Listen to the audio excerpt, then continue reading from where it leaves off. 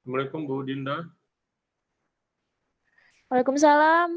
Nah, Selamat datang Pak Rektor. Welcome to our webinar. oke, Sehat thank you, Pak? Bu Dinda, apa kabar? Bisa Pak. Iya, makasih deh. Gimana kabarnya Pak pagi ini? Alhamdulillah baik. Mohon maaf ya terlambat. Iya Pak, ini udah ada speaker kita juga Pak. Ada Dr. Lin, Dr. Melati, ada Dr. Rizdah juga. Kalau udah peserta sudah masuk, silakan dimulainya. Oke, baik Pak.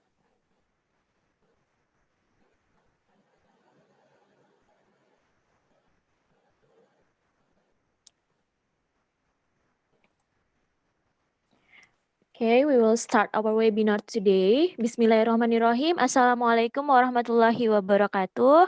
Good morning, ladies and gentlemen. First of all, let's say thanks to our Almighty God because He is blessed us.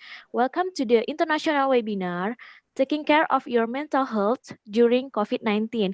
With me, Dinda Permatasari Harahap, as a moderator. For your information, this webinar organized by Faculty of Psychology Universitas Medan Area. To all the participants, you can keep watching this webinar on YouTube channel Universitas Medan Area. And at the end of the session, you should fill the feedback so that you can get a certificate that we will inform you later. Honorable Director of Universitas Medan Area, Profesor Dr. Dadan Ramdan, MSc, Honorable the Dean of Faculty of Psychology Universitas Medan Area, Dr. Rizdah Fadilah, MC Psikolog, Honorable all of speakers from Malaysia and USA, all of lecturers and participants attending this webinar. So, to open our webinar, let's listen opening speech from Rector, and also we'll open our webinar officially to Professor Dr. Dadan Ramdan, MSc. Time's yours. Okay, thank you, Ms. Dinda ya. Bismillahirrahmanirrahim. Assalamualaikum warahmatullahi wabarakatuh. And good morning, ladies and gentlemen. The Honorable Associate Professor Dr. Sabariyah binti Syarif, Dean of Faculty of Psychology and Education, University Malaysia Sabah. And then the Honorable Associate Professor Dr. Melati binti Sumari from Department of Educational Psychology and Counseling, Faculty of Education, University of Malaya. And then the Honorable Professor Madya, Dr. Wan Marzuki bin Wan Ja'far from University Putra Malaysia. Then the Honorable Dr. Sarifah Raha Sheikh Dawood from Department of Psychology and Bahrain College, Penn State University, Pennsylvania, USA. And then the Honorable Dr. Nur Haslin Muhammad from University Malaya Sabah. And also the Honorable Dr. Haja Rizdah Fadilah, Psikolog, Dean of Faculty of Psychology, Universitas Medan Area, and they are participant of Faculty of Psychology webinar with entitled Taking Care of Your Mental Health. First of all, let's say Alhamdulillah, thanks to Allah Subhanahu wa Ta'ala for giving us good health and a great opportunity to join in this webinar. Ladies and gentlemen, as we all know together, COVID-19 pandemic has been a significant global issue across the globe due to its great impact on various fields, including economics, politics, culture or behavior, and education definitely. Many countries are being overwhelmed due to the rapid transmission to COVID-19, and it is not only the ones who get infected, but society also get affected by the rise of COVID-19 pandemic. Ladies and gentlemen, whether we realize it or not, besides causing physical symptoms and illness, there is another serious case during COVID-19 pandemic that also need more attention. That is our mental health. The number of policies issued and socialized by government and related organizations to mitigate the transmission of COVID-19, such as the policy of social or physical distancing, public place closure, self-isolation, and quarantine that lead to the ordinance of staying and working from home definitely have caused big change toward society's way of life, habits, routines, and activities. Unfortunately, when the one who are affected can adapt to this kind of situation, it can lead to mental health disruption ranging from loneliness, anxiety, depression, insomnia, harmful alcohol, drug use, self-harm, to suicidal behavior. Ladies and gentlemen, for patients, mental health effects caused by COVID-19 probably appear in the form of depression, stress, and anxiety. It becomes worse who people around cannot accept their condition. They decide to marginalize the patients instead of helping and giving support to them. For people, the psychological effect could be extreme self-protection, like using hazmat uniform in public space or excessive suspicion when someone in our neighborhood is sick. Thus, we are getting started to feel boring when we have to follow government direction such as social distancing, stay and work from home, and large-scale social restriction. Ladies and gentlemen, those mental health effects caused by COVID-19 pandemic can be considered to trivial case. It obviously should get the right treatment to avoid worse condition. In line with the topic of the webinar today, we are going to listen, share, and discuss deeper about taking care of mental health during COVID-19 from professional speakers. Some perspective and coping strategy to deal with problems in the midst of the pandemic, particularly related to mental health condition, will be revealed in the webinar. Moreover, it is also expected that the seminar could encourage higher education institutions to take a leading role in steering society through the tide of the new normal in the post-COVID-19 era. Ladies and gentlemen, finally, I hope the material delivered by all of the speakers will increase our knowledge and awareness toward this pandemic, and the webinar could give a good contribution and positive impact to new normal life. Thank you so much for all the speakers and committee for your collaboration and the hard work to make this webinar can be held today, and also for the participants. May you and your family are always surrounded with prosperity, health, peace, and full blessing from the Almighty God, Allah Subhanahu wa Ta'ala. So, in the name of Allah, Bismillahirrahmanirrahim, I open this webinar officially. Thank you for your attention and have a great webinar. Wabillahi taufiq wal hidayah. Wassalamualaikum warahmatullahi wabarakatuh and good morning. Waalaikumsalam warahmatullahi wabarakatuh. Thank you so much, Prof for the opening webinar and your speech. So we have all of speakers here. Let me to introduce our great speakers. The first speaker is Dr. Rishda Fadila, MC Psikolog. She is the Dean of Faculty of Psychology Universitas Medan Area. Good morning, selamat pagi, Dr. Rishda Fadila. Good morning. Assalamualaikum warahmatullahi wabarakatuh. Selamat pagi. Waalaikumsalam warahmatullahi wabarakatuh. Our second speaker is Associate Professor Dr. Sabariah binti Syarif, the Dean of Faculty of Psychology Education, University Sabah, Malaysia. Assalamualaikum, good morning, Dr. Waalaikumsalam, good morning. Yeah.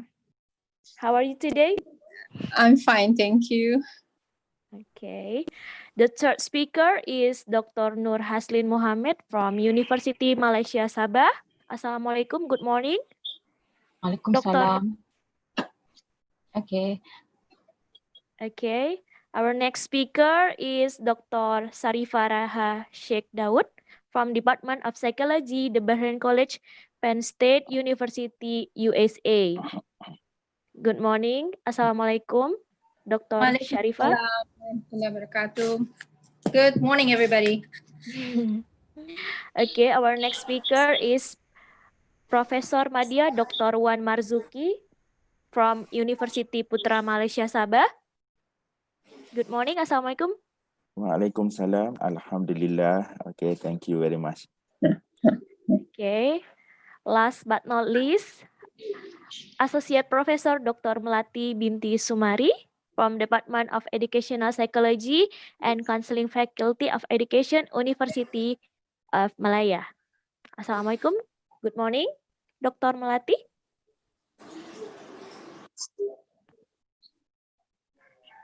Okay. So we have our first speaker. She will talk about the emotional well-being with emotional spiritual question during COVID-19. The first speaker is Dr. Rishda Fadila, MC Psikolog. I will read her CV before.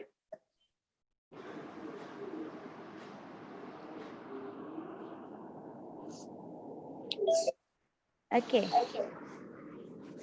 Dr. Haja Rishda Fadila, SCMC Psikolog, is the Dean of the Faculty of Psychology, Universitas Medan Area. Her latest education is in Universitas Muhammadiyah Yogyakarta. He was a head of ASEAN Study Center, Universitas Medan Area. She was a trainer, a consultant, and also many research that has been published in international journal. So Dr. Rishda will talk about how emotional well-being with emotional spiritual question during COVID-19. To the Dr. Rishda Fadila, the floor is yours.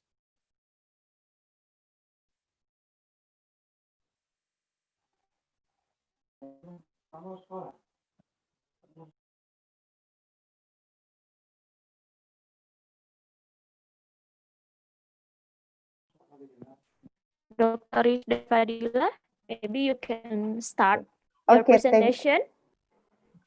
Maybe Okay, sorry. you choose. You can use language in Bahasa or in English or in Melayu. You choose. Oke ya. Baik. Assalamualaikum warahmatullahi wabarakatuh. I will use English and Indonesian as well as for listeners to understand more than Indonesian. Saya melihat peserta audiens banyak orang Indonesia sehingga nanti saya akan bercampur ya bahasa Inggris dan bahasa Indonesia. Thank you the speakers for accepting our invitation.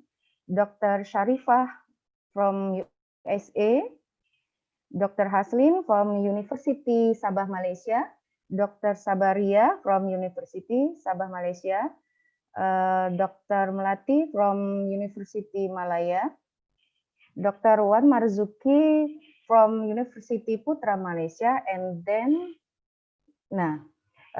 okay, next.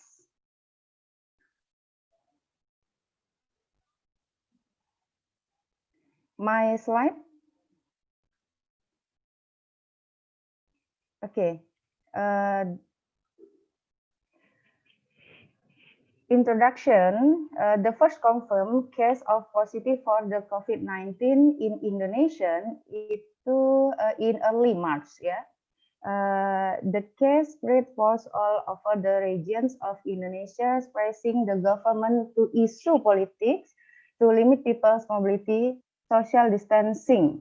Jadi awal sekali di Indonesia COVID-19 itu diketahui di awal bulan Maret, ya, Maret, sehingga pemerintah sudah mulai mengeluarkan pemberitahuan, ya, informasi terkait social distancing ataupun yang disebut dengan yang disebut Dr. Rizda, ya.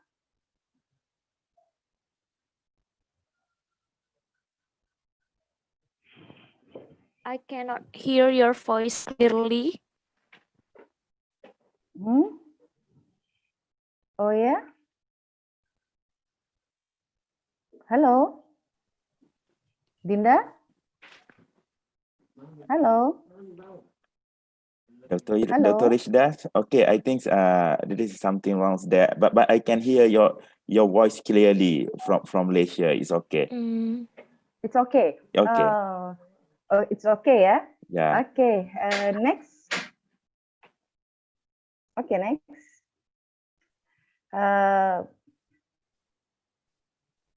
Okay, meskipun PSBB in Malaysian PKP, Perintah Kendali Pergerakan, ya, mulai sudah ada di Malaysia di Maret, ya, sama dengan ada di Indonesia.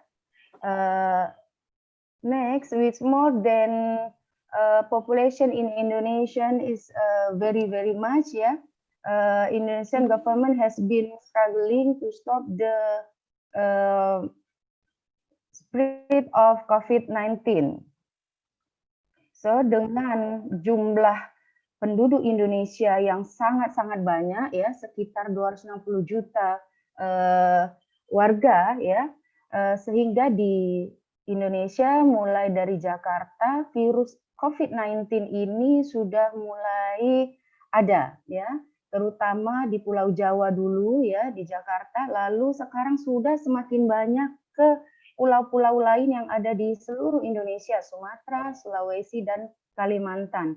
Sehingga banyak sekali sektor-sektor yang diakibatkan oleh pandemik ini, ya, diantaranya adalah physical, ya, kesehatan, ya, dan juga psikologi. Lalu ada juga education dan ekonomi, ya. Pendidikan dan ekonomi itu sekarang sudah banyak yang ikut merasakan akibat dampak dari COVID-19 ini. Lalu menghadapi ketakutan warga masyarakat, ya, yang menghadapi ketakutan, ketidakpastian, dan ketidaknyamanan, sehingga mereka memerlukan untuk bertahan dengan kondisi kesehatan mental, ya, dengan kesehatan jiwa. Oke, next. My slide.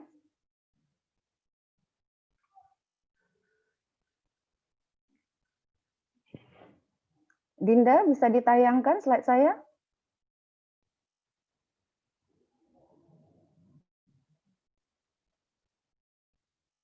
Wait.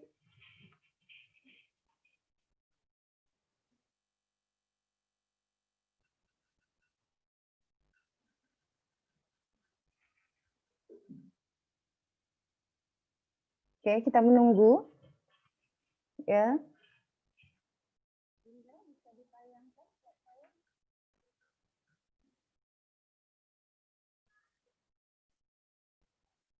Slide 3.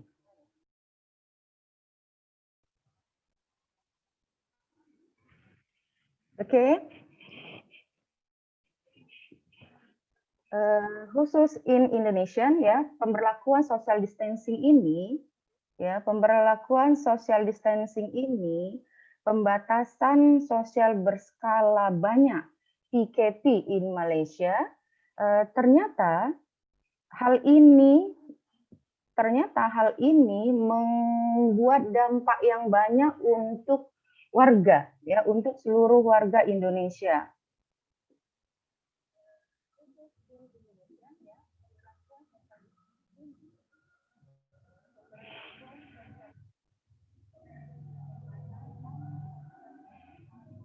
Halo?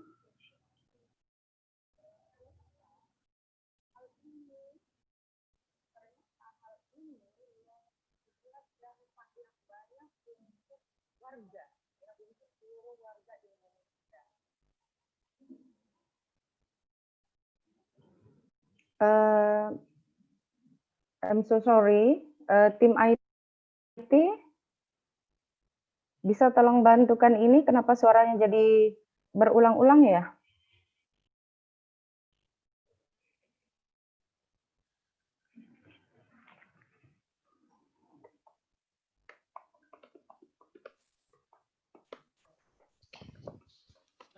Halo, Assalamualaikum. Waalaikumsalam. Iya Bu, izin dilanjut aja Bu. Suara Ibu normal kok di sini. Oh, oke. Iya Bu. Oke. Next. Setelah kondisi seperti ini, adanya pembatasan distancing ya, pembatasan untuk bertemu dan pembatasan untuk berjumpa, sehingga hal tersebut membuat warga Indonesia itu merasa bahwa pembatasan ini mengganggu, di antaranya dikarenakan pelajar-pelajar di sekolah ya, mereka tidak lagi boleh masuk ke sekolah sehingga stay at home dan mulai school from home, mereka belajar pun tidak lagi berjumpa dan tidak lagi bertemu dengan guru ya, dan juga dengan kawan. Nah, hal ini juga menyebabkan kondisi kesehatan mental ataupun kondisi kenyamanan itu sudah mereka rasakan tidak menjadi lebih nyaman lagi. Next.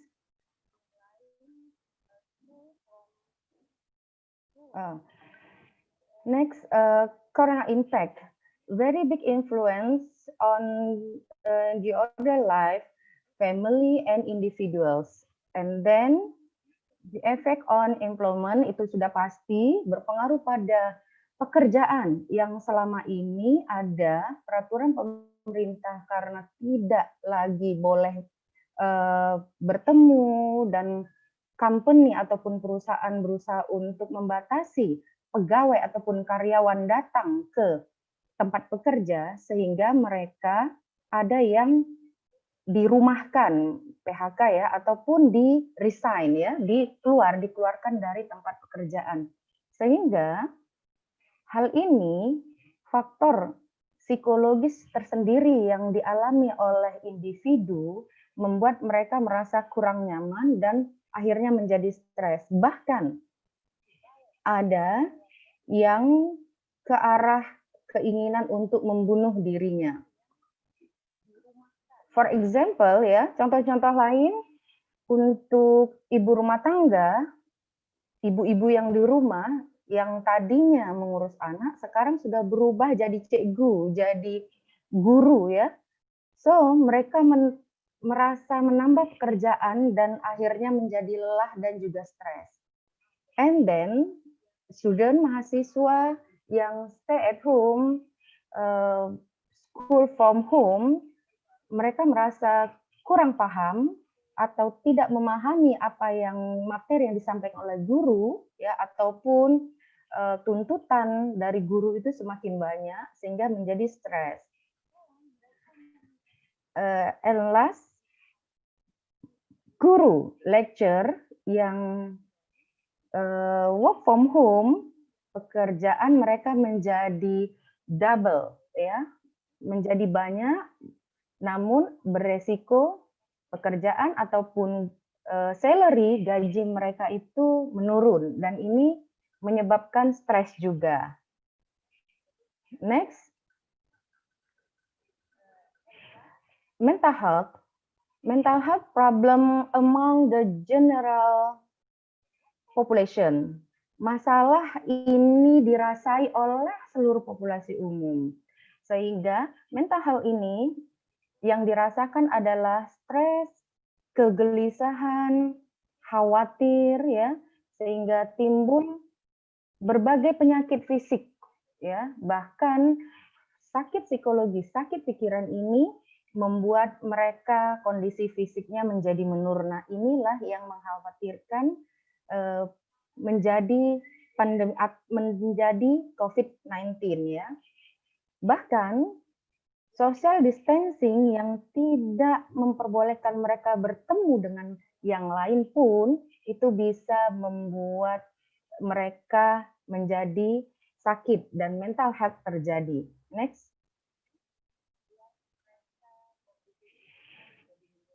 Nah, depression ini contoh sedikit ya. Di Amerika banyak sekali dilaporkan kasus-kasus depresi dan juga kecemasan yang diakibatkan oleh pandemi COVID-19. Di antaranya adalah banyak dialami oleh perempuan, ya. Lalu orang-orang yang memiliki riwayat kesehatan yang memang sebelumnya sudah sakit dan juga lansia. Anxiety, next. Anxiety, untuk kecemasan ini sendiri beragam situasinya karena kekhawatirannya juga beragam, khawatir bahwa dirinya terkena oleh penyakit itu, terkena oleh COVID, ya. Lalu khawatir nanti seperti apa kondisi kehidupannya setelah COVID, ya. Sehingga ketidakpastian kapan normal akan kembali ini membuat cemas. Kekhawatiran anxiety. Sorry, in Malaysian cemas itu berbeda, ya. Oke. Anxiety, merasa kesepian disebabkan oleh isolasi sosial. Ini pun bisa mengakibatkan anxiety, berpikir negatif. And then suicidal ideation, ya. Ideation, keinginan untuk bunuh diri. Efek kesehatan mental negatif juga meningkatkan risiko untuk bunuh diri yang mengarah pada menggantung diri dan lain sebagainya. Ada beberapa jenis kasus bunuh diri yang ada di berbagai negara ini, beberapa sampel, ya, beberapa contoh. Next. Next. Next. Slide next. Oke. Ini salah satu, ya, di seorang dokter terkenal di New York. Mungkin nanti bisa di compare with Dr. Sharifah Raha in USA, ya. Seorang dokter terkenal yang berada di garis depan menangani kasus-kasus COVID-19. Namun karena beliau merasa khawatir itu bisa menularkan ataupun bisa mengakibatkan pasiennya mengalami COVID sehingga dirinya melakukan bunuh diri. Lalu ini yang berikutnya di India, ya. Ini masih baru, ya, good news, ya. Masih baru sekali berita bunuh diri yang dilakukan oleh seorang artis Bollywood, ya. Ini yang fansnya Bollywood, ya. Sushant Singh Rajput meninggal bunuh diri, sehingga ada tren di India itu fans artis tersebut juga melakukan bunuh diri. Oke. Next. Oke. Next, seperti apa kita mengatasi ini? Psychological well-being, ya, dengan ESQ, ya, emotional spiritual question, konvergensi kecerdasan, di mana emotional question itu hubungan manusia dengan manusia itu terjadi, namun spiritual question itu bagaimana diri kita dengan Tuhan kita, dan combine, ya, gabungan dari ESQ itu merupakan hubungan manusia dengan manusia dan juga bagaimana hubungannya dengan Tuhan. Saya ambil dari teorinya Pak Ari Ginanjar dalam in-book Rahasia Sukses Membangun Kecerdasan Emosi dan Spiritual. 4 stage of ESQ implementation. 1, zero mind process. 2, mental well-being. And 3, stage personal strength. And last, social strength. Oke. Zero mind process. Di sini adanya kecerdasan emosi di mana kemampuan yang dimiliki seseorang untuk mengendalikan dan mengelola segala dorongan perasaan dari dalam dirinya. Emosi yang stabil di sini menjadikan perilaku seseorang itu menjadi baik, sehingga tujuannya dapat tercapai. Apa saja lagi yang ada dalam kecerdasan emosi ini? Di antaranya bagaimana kita bisa mengidentifikasi perasaan, itu yang pertama.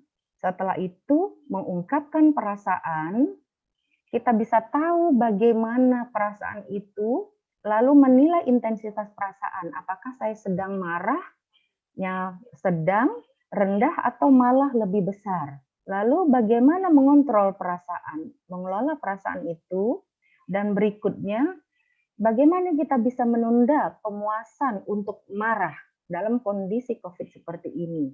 Ya, yang berikutnya mengendalikan dorongan-dorongan hati untuk marah namun tidak jadi dengan cara mengurangi stres dan mengontrol tindakan. Jika ingin marah, kita bisa menghindari orang lain di sekitar kita agar orang tersebut tidak menjadi tempat melampiaskan kemarahan. Nah, dalam ESQ ini ada aspek spiritual question, di mana dalam spiritual question landasan dari setiap perbuatan dan tingkah laku berdasarkan keimanan, nilai-nilai agama. Kemampuan spiritual biasanya ditandai dengan kemampuan seseorang mengendalikan hawa nafsunya karena tidak sesuai dengan nilai-nilai yang ada di dalam keyakinannya. Berikut caranya. Next.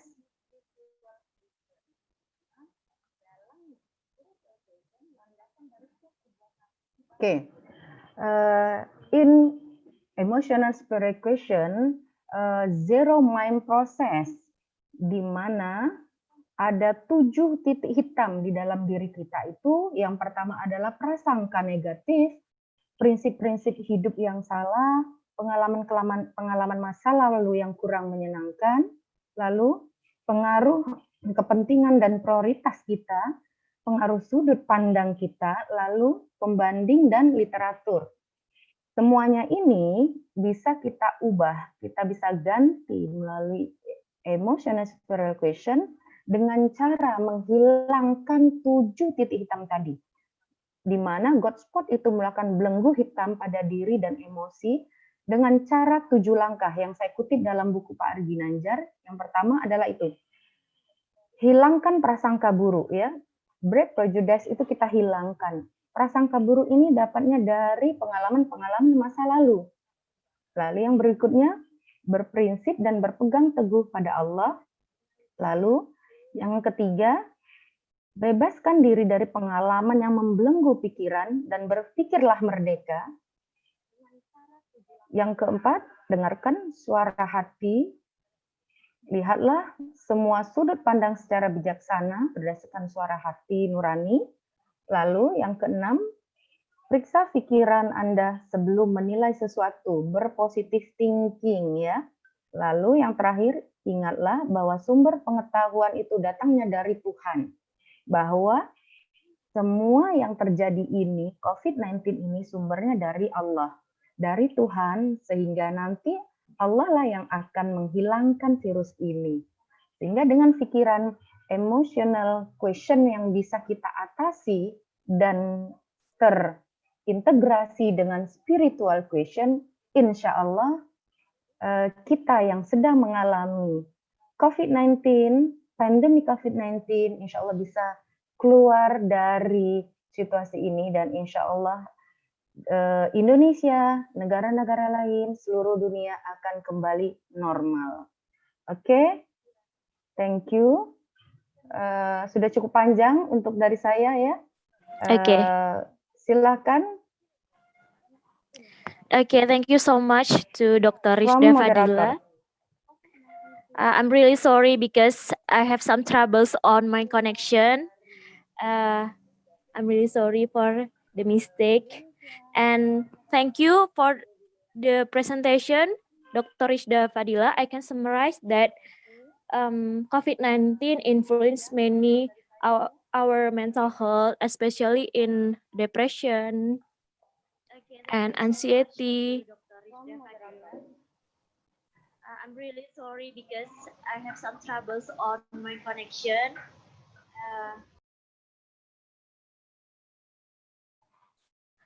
Okay, I can summarize that this COVID-19 influenced many aspects of our life, especially in our mental health system. Jadi COVID-19 ini mempengaruhi kesehatan mental manusia, tidak hanya di Indonesia, tapi juga di negara-negara luar gitu. Banyak kasus, many cases, like such as depression, anxiety, and we can overcome this with ESQ, emotional spiritual question, emotional intelligence. Jadi ada kecerdasan emosi yang ada dalam diri kita, di mana kita dapat mengontrol negative thinking, pikiran-pikiran negatif, and change it to the positive, more positive. Tadi juga Dr. Rishda explain about the God spot. Jadi ada 7 yang bisa kita lakukan. Yang pertama itu hilangkan prasangka buruk, berprinsip pegang teguh pada Allah, pada Tuhan, listen to our heart and positive thinking, so that we can handle, we can overcome, we can solve our mental health. Kita akan bisa hidup dengan kesehatan mental yang lebih baik during COVID-19. Thank you so much, Dr. Rishda Fadila. So we're gonna move to our next speaker. Our next speaker is Associate Professor Dr. Sabariah Binti Syarif. She is the Dean of Faculty of Psychology and Education, University Sabah, Malaysia. I will read her CV.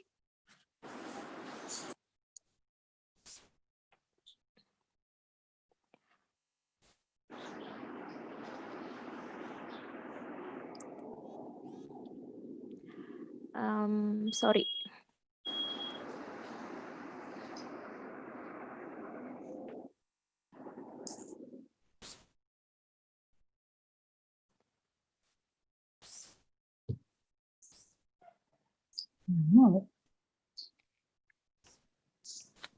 We will wait. I will read her CV before she presents her material. Dr. Sabariah Binti Syarif took a PhD in Education, University of Bath, England, and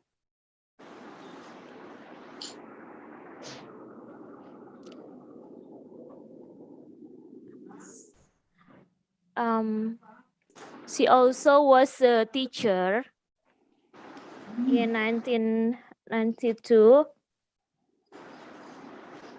as a speaker, and many research has been published in journal And at the present, she was the Dean of Faculty of Psychology and Education, University Sabah, Malaysia. She will talk about students' resilience during COVID-19. To the Dr. Sabaria, the floor is yours.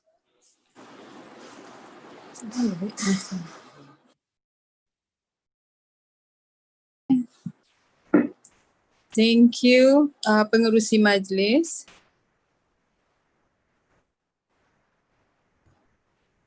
Okay, the title of my presentation is Students' Resilience During COVID-19 Outbreak.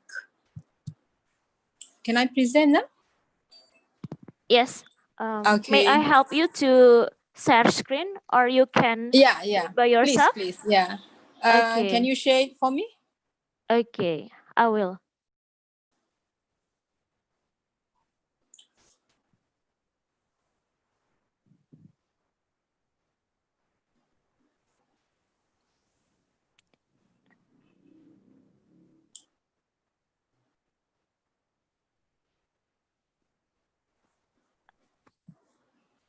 Dr. Sabaria? Okay.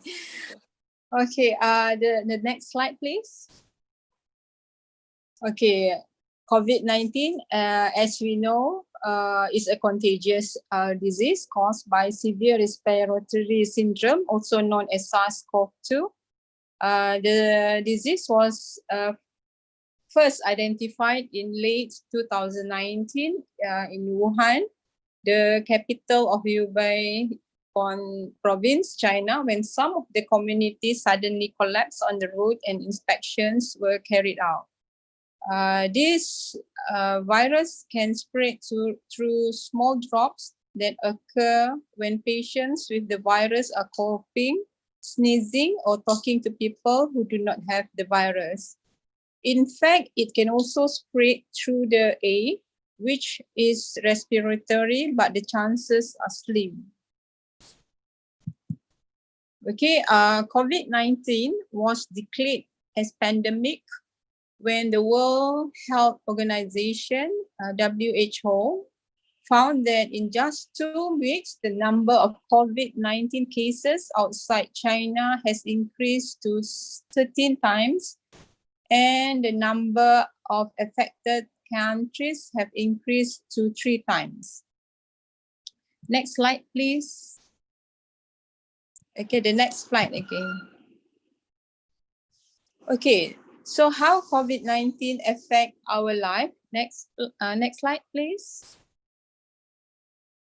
Okay, in education, it affects for closing of school and university.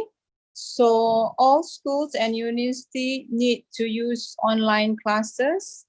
For our daily life, we have to stay at home, work from home, and we have to practice social distancing. In terms of economy, okay, for example, less domestic flights are offered, and international flights are still closed for the time being. In the health sector, we have to aware of the spreading of COVID-19, and there are so many SOP that have been introduced in every sector. So I'm going to talk more towards education as I am a lecturer in education. So the next title is Why School Needs to Be Closed. Okay, school has high chances to become virus epicenter. Almost all schools decided to close their school institution, so students have to stay at home and do learning online. Okay, for your information, school has been started this week, but only for classes who classes that have national examinations, that is Form 5 and Form 6 only. Okay, for university in Malaysia, we use online teaching and learning. Okay, this one, if you reopen the school, many systems and schools that are closed are now preparing to reopen, and people are still debating over it. Okay, however, in the effort of preventing the spreading of COVID-19, the new normal will be applied at schools. Okay, for example, social distance, reduce mixing of students, shorten school time, and postpone any activities that require touching. Okay, as I mentioned before, school have been open since Wednesday, since last Wednesday, and the time engaged is only 5 hours for every class. Okay, online learning, the existence of technology enable people's connectivity become boundless. People can connect despite of limitation of geography, which makes some processes to be more efficient, and it becomes a supplement to the intellect and effectiveness of the human brain.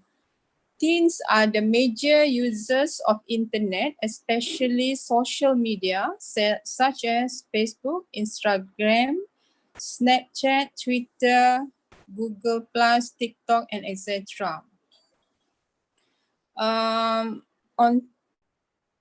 In short, online learning is not new to them. Next slide, please. Next slide. Yeah, next slide. Okay. Okay, there are two types of online learning. Okay, for example, synchronous learning and asynchronous learning. Okay, for synchronous learning, the example is the webinar that we are having now. But for asynchronous is if you record video or WhatsApp, we record the teaching, and that is what we meant by asynchronous learning. Okay, next slide.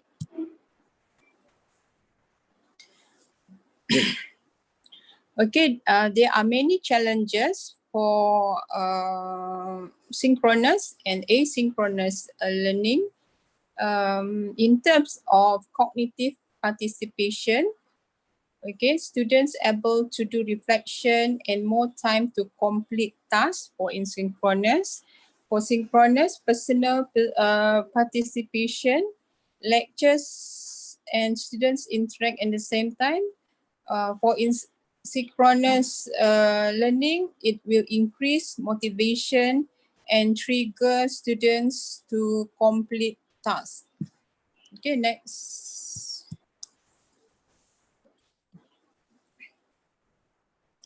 Okay, the problem is the COVID-19 pandemic initially disrupted schooling in most countries around the world. School can be seen as a high potential to become a virus epicenter. Thus, almost all schools decided to close their school institution and decided to do online learning throughout the closing of the school. Responding to this crisis has brought a lot of debate and discussion on strategic and new normal systems that can be adapted in responding to dynamic challenges at the same time parallel with basic cause which towards the firstly established goals and be as effective as it can be. Next slide. So this is the timeline. Okay, when COVID-19 outbreak. So schools have to close. So all the people involved in education search for new strategies and system. And now when the school reopen, we have to adapt to new normal in schools. Okay, unfortunately, not all students have the opportunity to join in online learning. Next slide, please. Some of them do not even have the chance to use digitalized material such as internet, smartphone, and laptop. Especially those students that come from the city which is rural, from the rural and remote part of an area. Their internet coverage most probably is limited and can only acquired in certain places. Okay, for your information, Sabah is one of the states in Malaysia, and we have many problems in terms of internet connections, and as well as smartphone and laptop.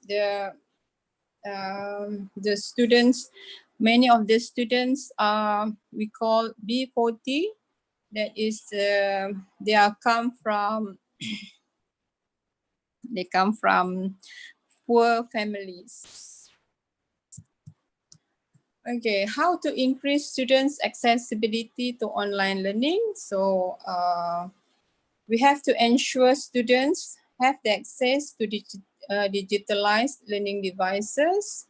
Okay, so we lecturers have to develop a new digital pedagogical approach and to understand the limitation, interaction, and challenges of certain particular devices and accessibility. And then the minister and certain industries should establish affordable and widespread internet connection to allow all students to join online learning. Next slide, please. Next slide. Okay, so it will affect, okay, the problem that we have will affect students' well-being during the quarantine, the COVID-19 quarantine, in terms of emotional well-being and physical well-being. For example, they are not getting enough motivation. Students will have a problem if they come from problematic family, okay, and then probably because of inadequate child care, okay. In terms of physical well-being, in terms of reduced social contact, sleeping schedule and daily schedule may be disrupted, and less movement can be done at home. Most activities are home-based act. Okay, it will affect both, that is emotional well-being and physical well-being. Okay, and then for emotional well-being, potential loss of normal hospitalization, and then potential to have stress from covering all lost subject and cramping all knowledge in short amount of time. Okay, it will affect emotional well-being, students' well-being, and then for physical well-being, it will reduce social contact. When it reduce social contact, all activities are require direct contact will be cancelled. For example, playground and sports. And then they have to adjust to normal sleeping pattern. Next slide, please. Next slide. Next slide.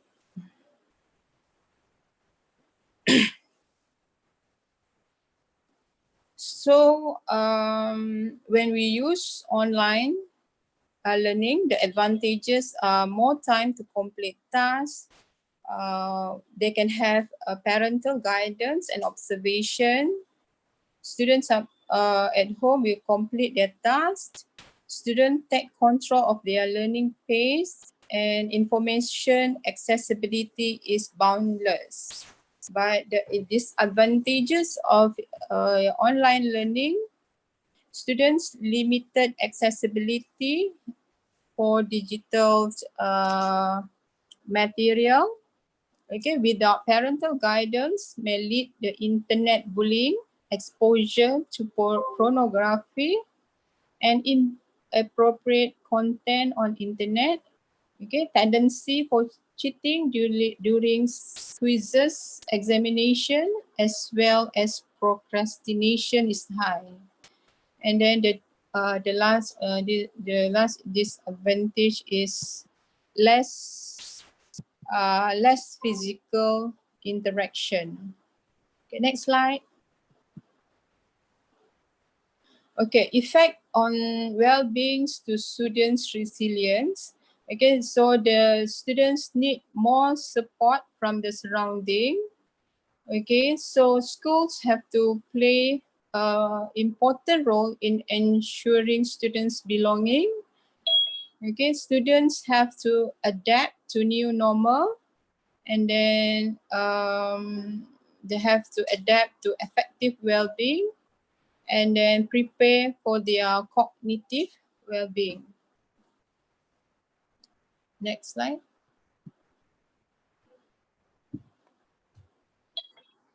Okay, the students need support from the surrounding. Resuming school is about meeting friends and resume their daily activities. Okay, students will be back with their friends and getting motivated and excited to be back to school. Okay, school may plays important role. School and teachers have to foster students to feel belong in the school despite of the application of new normal at school. Okay, when students go back to school, the application of the new normal may be hard at first for everyone in a school institution. However, in order to prevent the spreading of the virus, the new SOP has to be done, especially social distancing and repetition of sanitizing their hands and body. The lack of physical contact may lead to lack of physical support, such as hugs and pat on the back, as the sign of care and appreciative. As the quarantine started, students' sleeping schedule may or may not be disrupted. As the school reopened, they have to fix their schedule and get enough rest and back to normal schedule. Okay, they have to balance their emotion and mood at school as to meet the goals of going back to school. Okay, the next effect is on students' cognitive well-being. Resuming school means students will have to resume their studies as well. Studying at school, at home, and studying in classroom may differ a lot in terms of the surrounding and the effectiveness. Students have to prepare their mental and especially cognitive well-being to catch up with the subjects that may be compressed, as teachers need to finish the syllabus in the meantime. School administration and teachers have to redesign their teaching strategy on a way to teach effectively without pouring everything at once to their students. Okay, this is the real life story of UMS University Malaysia Sabah students. Her name is Viviana Mosibin. Okay, she is 18 years old, Prayu. It means that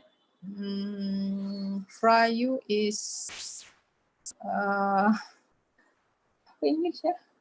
Pra-university. Before entering first year, persediaan, kelas persediaan atau pusat asasi. In Malay, it is called pusat asasi. What she has done to take her examination, she has to spend 24 hours on top of a tree because there is no internet and no electricity. So this is the photo. Okay, UMS. Next slide, please. Next slide. Next slide. Next slide. Okay, this is the photo. Viviana is a UMS student. She spent 24 hours in a treetop to do her online exam due to poor mobile signal at home, and she was almost stung by hornet. Okay, actually her news is also recorded by BBC.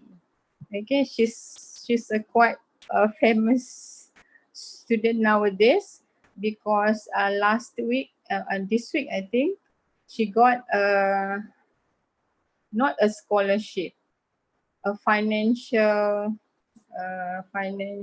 help, I think, from the TYT. TYT is the head of state, and the VC of University Malaysia Sabah promised her if she passed the exam and can enter UMS, she got a scholarship, special scholarship for her. Okay, in this picture, the next slide, please. This photo shows while she was taking her online exam on a phone at top of the tree. Okay, just because to get the internet connection, and during that day she sat for 2 exams actually, in the morning and late in the evening. So she has to sleep. At the treetop until the next morning. And if you want to watch her YouTube, I share the link here. So meaning Miss Viviana is a university student that have resiliency and persistency in, and I think, positive well-being, because she has gone through the hard time, and she make a good decision, and she is very resilient in solving her problems. Okay, sorry, Yeah, Dr. Sabaria. Yes. You have 3 minutes left. Yeah. Next slide, please. Next slide. Yeah. This show that she slept on top of the tree. Okay, next slide, please. This is the link if you are interested in to watch her YouTube. Next slide, please. Yeah, thank you. Okay, thank you so much, Dr. Sabaria, for your explanation about students' resilience during COVID-19. I will summarize it in Bahasa so that our participant can understand your material. Okay, seperti yang kita tahu bahwa selama COVID-19 ini sekolah-sekolah ditutup gitu. Siswa diharuskan untuk learning from home, student from home. Nah, namun ini memiliki dampak pada well-being, pada kesejahteraan psikologi siswa karena harus adjust, harus menyesuaikan dengan new situation gitu, dengan situasi yang baru. Nah, nggak jarang nih banyak siswa juga yang stres dengan keadaan ini, belum lagi kondisi internet connection yang buruk, dan ada siswa atau mahasiswa yang tinggal di daerah rural atau daerah-daerah yang terpencil sehingga sulit untuk mendapatkan good connection, good internet connection begitu. Nah, penting untuk sekolah. Jadi sekolah memainkan peran penting dalam hal ini. Tapi tidak hanya sekolah, juga government, pemerintah, termasuk dalam menyediakan jaringan koneksi internet yang baik, nggak hanya di perkotaan saja, tapi ke daerah-daerah agar siswa tetap bisa belajar dari rumah. Tadi menarik ya, kasus mahasiswa yang belajar di atas pohon gitu. Belajar di atas pohon 24 jam dan tidur di atas pohon selama learning from home. Ini menunjukkan bahwa siswa atau mahasiswa tersebut punya a good resilience.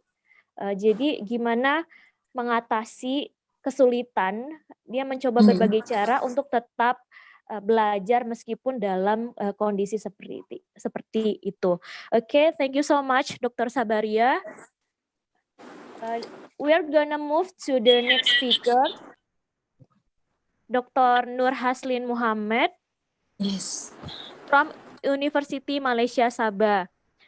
I will read her CV before she present the material. Dr. Haslin is from Faculty of Psychology and Education, University Malaysia Sabah.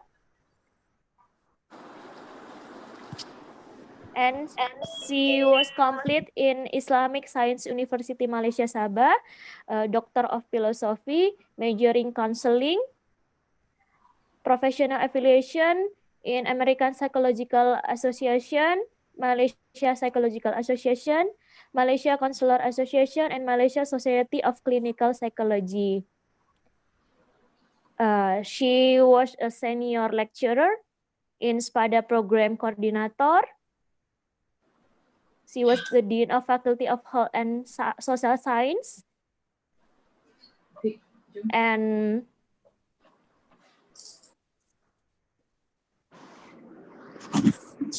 many international or national publication in journal she has published. Okay, she will talk about the modeling activities to develop fine and gross motor skills in children with Down syndrome. So to Dr. Nur Haslin Muhammad, the floor is yours. I will help you to share your material.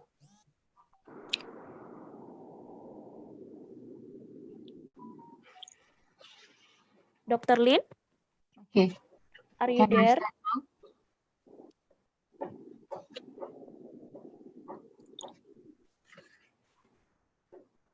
Can you click for the full slide, please? Okay, I will.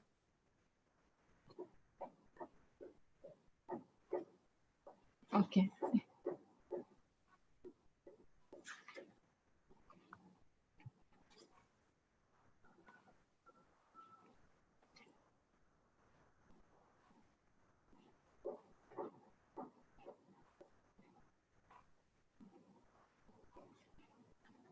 First slide. Okay, first slide. Thank you for, no, this is the, I mean the first. Okay. Okay. This one. Thank you for Okay. Thank you for inviting me to speak today. I'm delighted to be given this opportunity to to speak to you about the important aspects of managing children with disabilities during and at post-COVID-19, which is, I think, there's an increasing issues of the growing number of children with disabilities population nowadays. So basically, we know that outbreak of coronavirus viral disease 2019, or in a short form is the COVID-19, may be stressful for all of us, especially parents and caregivers of children with disabilities. So fear, anxiety, and stress about the health of their loved ones can affect their life significantly. Parents and caregivers basically react differently to these stressful situations. So the question asks whether coronavirus can affect children's mental health, especially those with disabilities. Yeah, the answer usually will be yes, it is. Therefore, how would we help these kids with disabilities to live and adapt during this critical pandemic? So the topic that I would like to present today is modeling activities to develop fine and gross motor skills in children with Down syndrome. Okay, next slide, please. Next slide. Okay, before I proceed further, let me give a brief overview of the topic considered in my presentation. You can see in the slide, yeah, this slide provided by the Star newspaper in Malaysia. Okay, how Malaysians understand disability. You can see it has been shown that 58.4 Malaysians are underinformed about disability. Although 80% recognize physical limitations such as lost vision, hearing loss as disabilities. However, Malaysian reactions to children with disabilities indicate that Malaysians still lack of understanding of these children's needs. As we can see, there are 34% of Malaysians have a sympathy without any information on specific understanding on various types of disabilities and symptoms. Okay, next slide, please.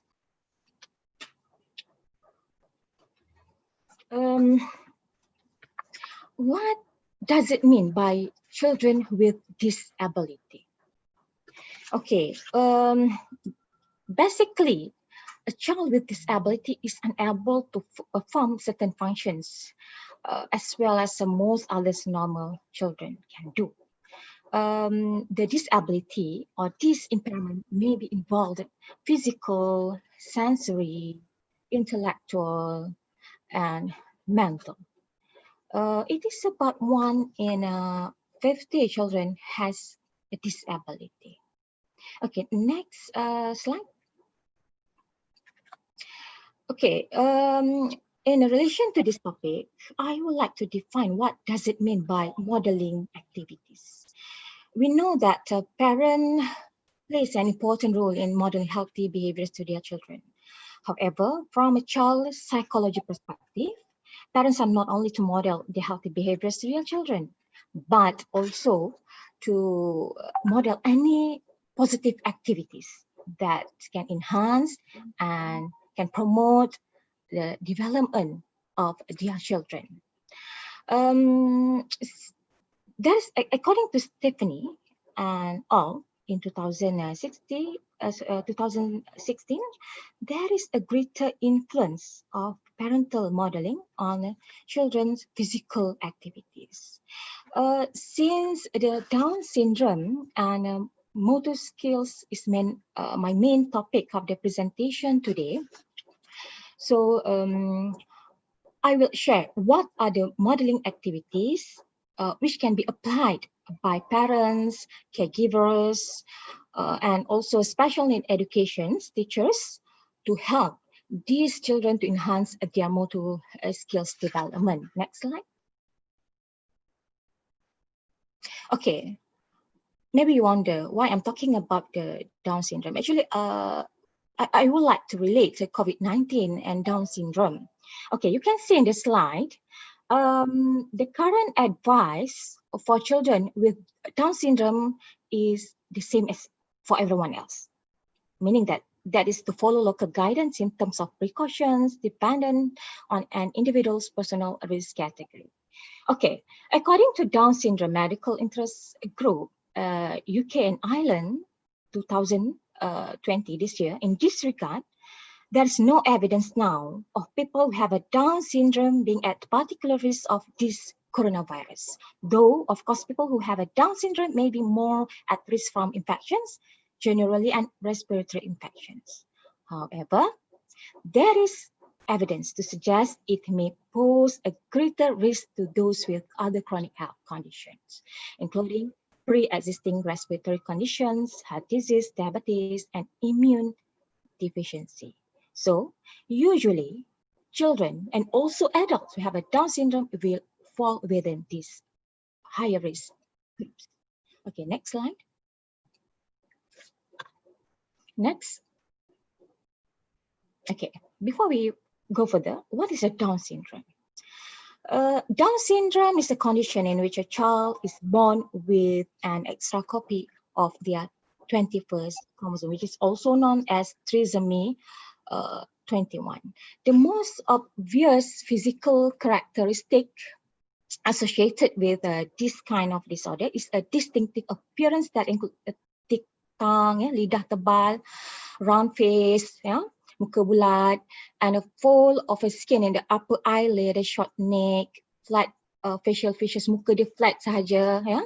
So the physical features and medical problems associated with Down syndrome can vary widely from child to child. While some kids with Down syndrome need a lot of medical attentions, others lead healthy life.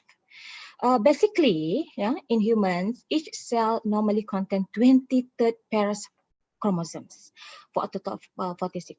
Tapi, for Down syndrome, the 21st chromosome consists of extra copy of chromosomes. You can see here 20, nombor 21 tu trisomy. Okay, next slide. Next slide. Okay, how to identify Down syndrome baby? You can see in the slide. As I previously mentioned about the characteristics, the signs, and physical appearance of the kids. Okay, next slide. Causes and risk factors. Okay, there are two main causes and risk factors of getting kid with Down syndrome. As previously mentioned, the main causes is because of a trisomy 21, the extra chromosomes of 21. And the second main factor is mother's age. Usually, women who are 35 years of older, when they become pregnant for the first time, they are more likely to have a pregnancy affected by Down syndrome. Maknanya, wanita yang mengandung untuk kali pertama pada usia 35 tahun berisiko untuk mendapat bayi sindrom Down. Okay, next slide, please. Okay, detection. How to detect syndrome Down during pregnancy. Though Down syndrome cannot be prevented, it can be detected before a child is born. The health problems that may go along with Down syndrome can be treated, okay, and many resources are available to help these kids and their families who are living with this condition. So there are two basic types of tests that are available to detect Down syndrome during pregnancy: screening test and diagnostic test. Screening test is a basic assessment test. It often includes a combination of blood test and ultrasound. So blood test, this test measures the amount of various substances in mother's blood, such as MSAP. MSAFP, it is maternal serum alpha fetoprotein. Okay, and then also triple screen and quad screen. So ultrasound, during an ultrasound, the fluid behind the baby's neck will be looked at. So extra fluid in this region could indicate the genetic problem. So the screening test is very basic test. And then if there's a positive results of the screening test, then doctor will proceed to the diagnostic test. Okay, diagnostic tests are performed after a positive screening test in order to confirm the Down syndrome diagnosis. For example, amniocentesis and chorionic villus sampling, CVS. So all these tests look for changes in the chromosomes that will indicate a Down syndrome diagnosis. Next, please. Next slide. Okay, next. Okay, now I'm talking about the motor skills development. What is the motor skills development? You can see in this slide. Motor skills refer to the development of motor control, precision, and accuracy in the physical and behavior performance of both fundamental and more complex movement that involve the movement of the muscles in the body. Motor skills are used every day through our life. So motor skills and motor control begin developing after birth and will progress as child or children grow. Having a good motor control also helps children explore the world around them, which can help with many other areas of development. There are two types of motor skill, fine and gross. Fine motor skills involve a small movement of the fingers and hands. Example, using cups, holding and using pencil, scissors, drawing, writing. All of this belongs to fine motor skills. Whereas the gross motor skills, motor kasar, ya, fine motor skill, kemahiran motor halus, gross motor skill, kemahiran motor kasar. Gross motor skills involve a large movement of the body. For example, sitting, walking, ya, berlari, berjalan, memanjat tangga.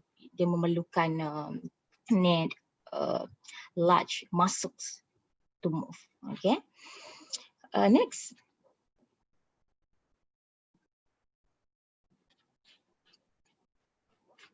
Okay, fine and gross motor disability. This is something not normal. It will happen to Down syndrome kids. Children with Down syndrome have motor impairments and marked physical differences. They develop motor skills later than their peers of at the same age. For example, a child with the Down syndrome, they will start walking between 13 to 14, 8 months, let's say, which is later than the 9 to 17 months range for normal developing children. Dia lambat, ya, perkembangan dia lambat. So, motor development of, for children with Down syndrome is usually significantly delayed when compared with typically developing infants and children. So in a next slide, and monitoring the next slide, please. So in the monitoring the development of child, you can see in the slide, yeah, a child with Down syndrome. Okay, it is more useful to look at the sequence of milestones achieved rather than the age at which the milestone is reached. Okay. Next slide, please. Okay. What are the activities? What are the modeling activities can help Down syndrome children to develop their fine and gross motor skills? Next slide. Next slide, please. Next slide. Okay. During COVID-19 pandemic, we know that many therapy service centers have been postponed for toddler preschools and school-age children with Down syndrome and also with any types of disabilities. However, many parents and caregivers wondering if their kids will still receive services during an extended school shutdown. Okay. Parents or caregivers actually it can conduct several enjoyable activities. Is something like the play therapy interventions, like macam play therapy tu, activity berkenaan, which they can manage from their home. Okay, so many families around the world are currently staying at home considering of the COVID-19 outbreak. So it has encouraged them to use this extra time with their children to teach them something easy and joy, but very, very helpful. Okay, next slide, please.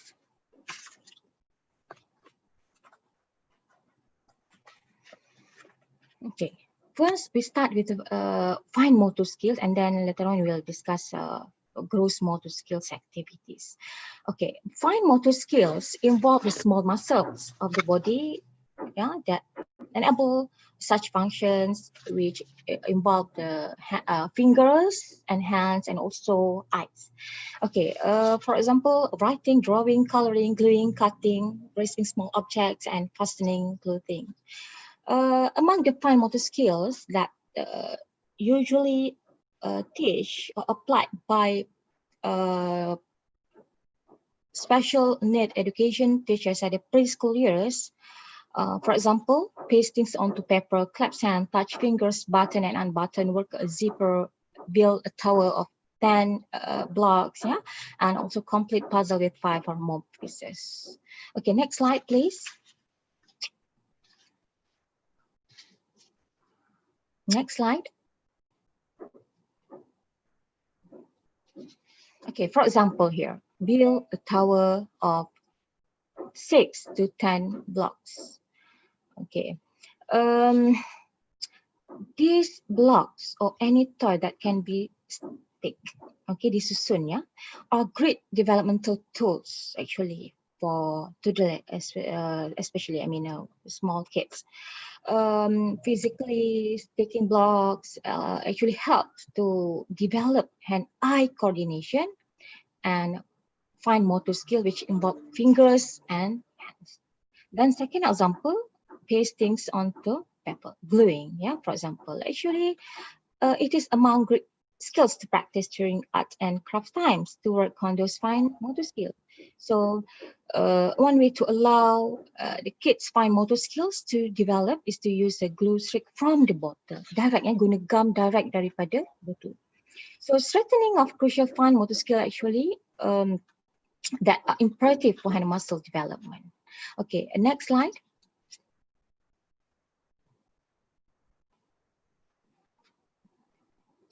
Okay, another example for fine motor skills. Actually, this is very basic, and we can ask the kids to do on a daily activity basis. Coloring, cutting, because coloring, the act of coloring actually can help to improve the fine motor skills in young children. Whereas a cutting, the opening and closing motion of cutting with scissors actually help children develop the small muscles in their hands.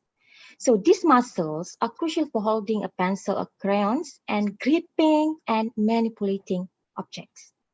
So being able to use scissors to cut well is important for many school children with Down syndrome, but to use the scissors or sharp objects and materials must be under adult supervision. Okay, next slide.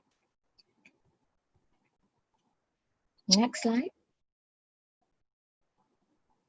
Okay, this is about the gross motor skills. So gross motor skills, as we know, this is the abilities required in order to control the large muscles of the body for walking, running, sitting, crawling, and other activities.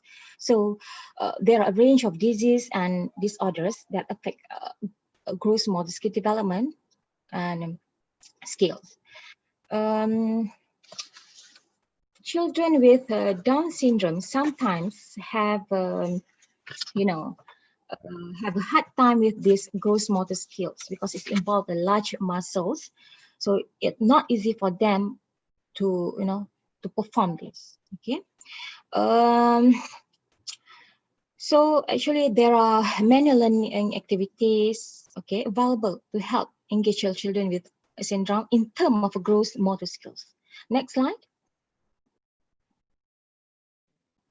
You have 2 minutes left. I almost finished. Okay. Okay. This is the example. The everyday, activities that parents, caregivers, can apply at home during this COVID or at post COVID-19. For example, line maze, walking on the pillow. Okay.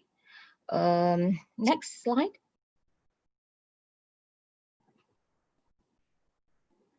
Giant bubble, apple picking. Yeah.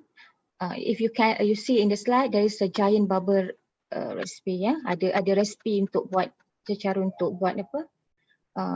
Giant bubble. You boleh try. Okay. Next slide, please. Okay. This is another example. Water play. We know that children are very, regardless whether children with disabilities or without any disabilities, all of them, very happy if they can involve in a water play. Actually, water play encourage children with Down syndrome to strengthen their gross motor skills, by running, dodging water drops, and hopping through a sprinkler. Okay. And the last one, yoga ball. This activity is to improve the gross motor skills of the children with Down syndrome, because it is improve the balance and coordination. Okay, I think that's all. Thank you very much. Okay, Dinda. Thank you very much, Dr. Lin. It's interesting topic. Seperti yang kita tahu bahwa pandemik ini juga memberikan dampak bagi anak-anak berkebutuhan khusus, karena anak-anak berkebutuhan khusus ini juga disekolahkan, kalau di Indonesia namanya sekolah luar biasa, tapi sekolah harus tutup. Nah, di sini peran orang tua, the role of parents is important gitu dalam mengembangkan kemampuan motorik baik itu motorik kasar dan motorik halus anak-anak Down syndrome dengan melakukan modeling activity. Tadi Dr. Lin juga sudah menjelaskan aktivitas-aktivitas apa saja yang bisa dilakukan untuk mengembangkan fine and gross motor anak-anak Down syndrome. Untuk yang fine motor bisa dilakukan di rumah dengan menempel, kalau di Indonesia menggunting atau mewarnai. Ya, menempel, paste one thing in a paper book or cutting. Untuk gross motor tadi Dr. Lin juga sangat menjelaskan aktivitas menarik yang bisa dilakukan di rumah gitu, seperti walking on the pillow. Jadi untuk keseimbangannya bisa juga line maze, water play, and yoga ball. Okay, thank you so much, Dr. Lin. So we are gonna move to our next speaker. To all the participants, you can submit your question on the feature room chat so that I can read and connect it with our speakers later. Jadi bagi peserta yang ingin bertanya, boleh bertanya melalui room chat feature. Jadi ada room chat feature yang tersedia. Nanti Bapak dan Ibu boleh bertanya di sana dan saya akan membacakannya dan menghubungkannya nanti dengan narasumber, dengan speaker kita. Okay, we're gonna move to our next speaker, Dr. Sharifah Raha Sheikh Daud from Department of Psychology, the Bahrain College, Penn State University, USA. I will read her CV before her present her material. Okay, she took a PhD in education in England, 2002. Current teaching and administrative responsibility in educational technology, computer in education, fundamental of education. So, expertise in education. This is her CV and previous employment as a teacher.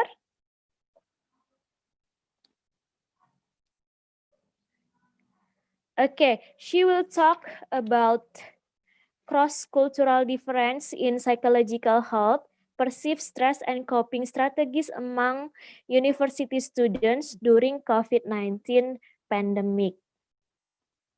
So to Dr. Sharifah Raha Sheikh Daud. Yes, thank you so much. Thank you so much. Can you hear me loud and clear?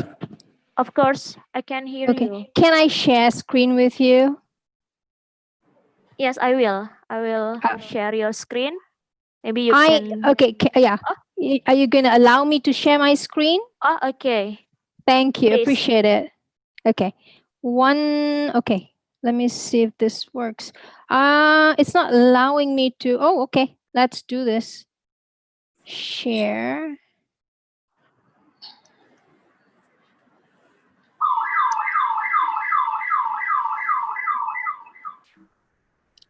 All right. So,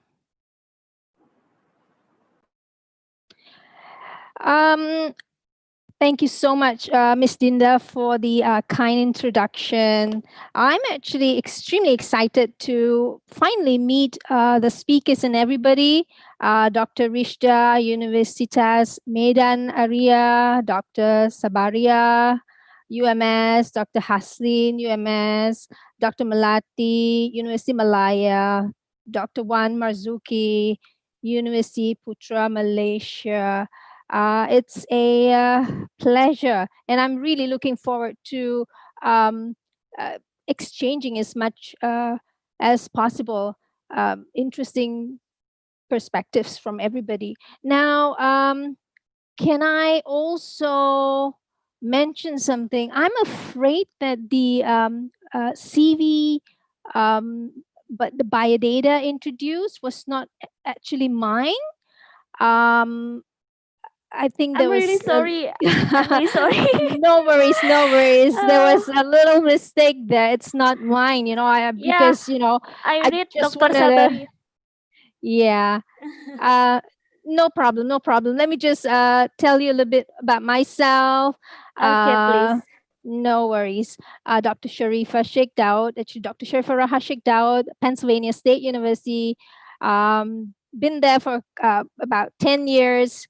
I'm actually an industrial organizational psychologist. I've worked in the academic sector for a couple of years and also I've actually worked in the industry. So basically, whatever I am presenting today will actually be based on my experience as an academician, and as a practitioner of IO psychology who's worked in the industry. So let's do this. My title of presentation today would be How to Build Good, Positive Relationships in the Workplace, Healthy Working Relationships, Happy Working Relationship. I bet a lot of us are working. We could be working full-time, part-time.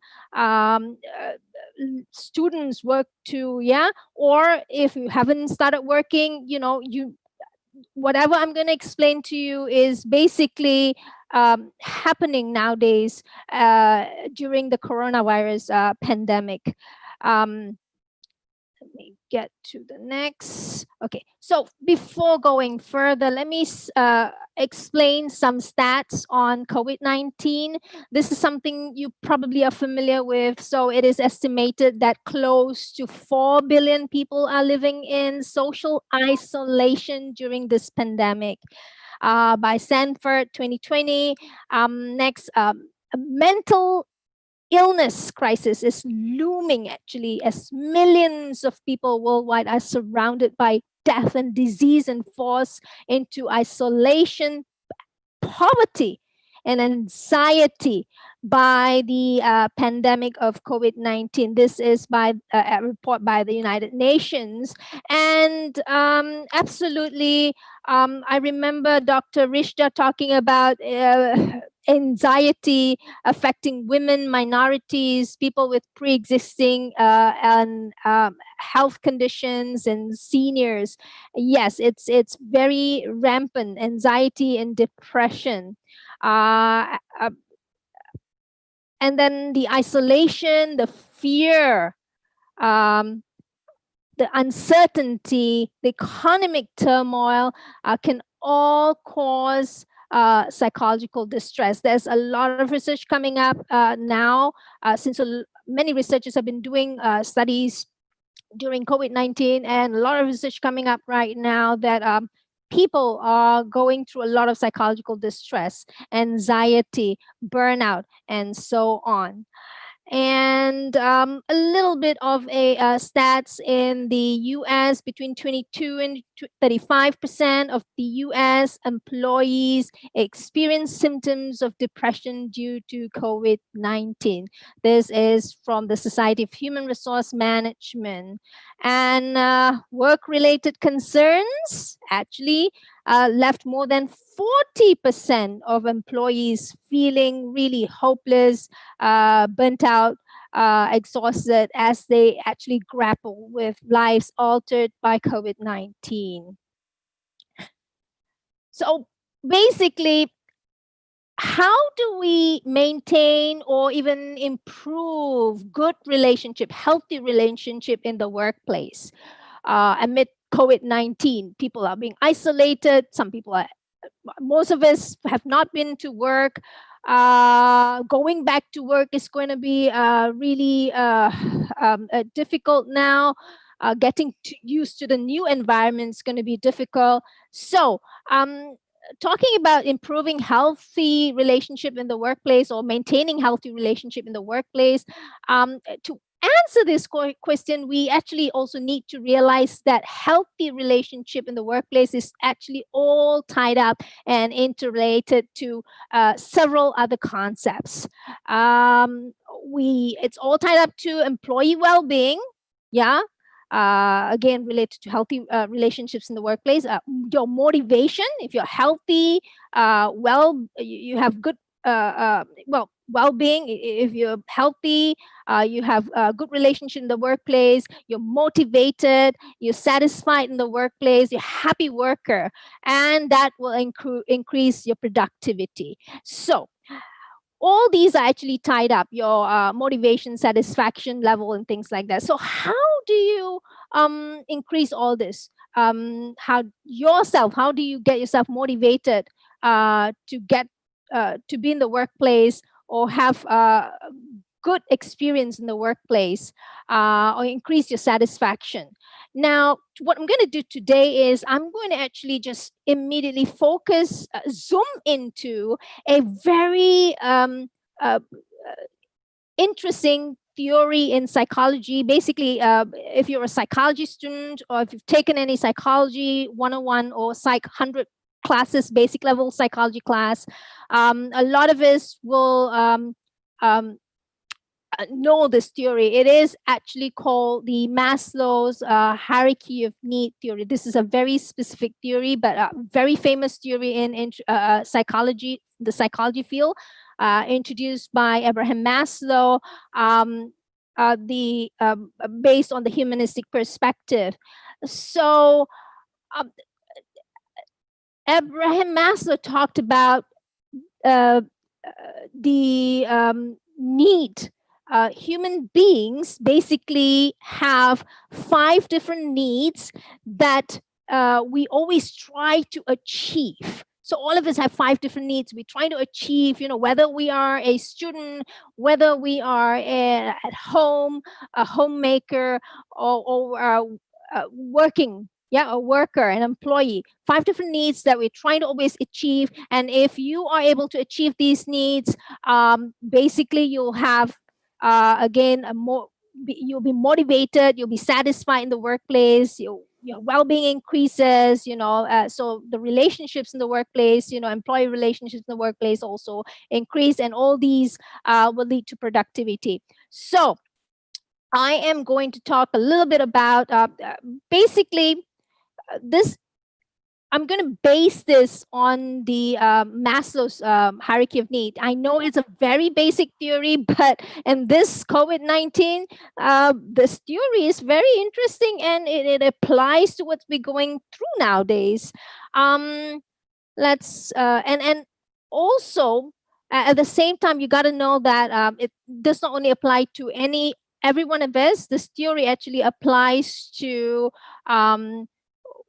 normally the human resource department or an industrial organizational psychologist in the workplace will use this theory, this model, to try to make sure there are facilities available in the organizations so that people can actually achieve all these needs through these facilities. So basically, the organization have to try to facilitate so that workers can achieve these needs.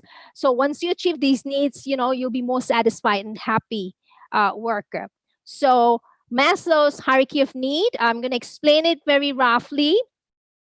The main premise of the theory is that people will not be happy or well adjusted unless they have their needs met. Greenberg, 2002.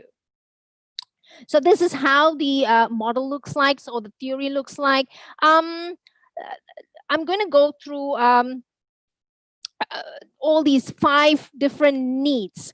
Basically, to be happy, to be satisfied, to be motivated in life, you need to be able to achieve all these needs. The first one is the physiological needs. You're always constantly working hard to achieve the physiological needs. That's the most basic needs, and actually a very important need. Need to breathe, clean air, food is very essential, water, shelter, clothing, sleep. These are the basic physiological needs. Then once you achieve, based on Maslow, once you achieve these needs, you will climb up to the next level. You want to try to achieve safety and security needs. These are like job security. You have a roof under your on top of your head. Your family's protected. Stability. And then you have, once you're done with physiological and safety, security needs, you'll go up to, now I want to feel, a sense of belonging, a sense of being accepted by people, loved by people. And we will go to next, self-esteem needs, where this is related to once you're done with your physiological safety, secure, and sense of belongingness need, you want to try to establish your self-esteem needs. You want to be respected by others. You want to feel good for your achievements. So basically, if a company, gives you addresses your achievement, gives you a big plaque or a certificate for your achievement, then you feel good about yourself. Yeah, you feel that you have self-worth, your self-esteem goes up. So you're more motivated now, you're happier now in the workplace. Now, the final one is self-actualization. So this, once you reached up here, you want to do something more creative, something more challenging, probably. We'll talk about all these. Yeah. By the way, these are very basic theory. Yeah. Introduced by Maslow, called Maslow's hierarchy of needs. But then, they again, I'm going to repeat here, they come in handy to understand how we operate during COVID-19. So let's start with the physiological need. So we know that employment situations have changed for many of us. Some of us during COVID-19, and we're still going through COVID-19. Some of us are going slowly back to work. Some of us not going so slowly. And to tell you the truth, to be frank here, in the States, Some of the states in the United States are actually opening up. Some opened earlier, now they are closing because the COVID-19 have spiked in the states which actually opened earlier. So people can't be roaming around again. They have to go back to lockdown. So employment situations have changed for many of us. Some of us, like I said, have jobs, don't have jobs, and so on.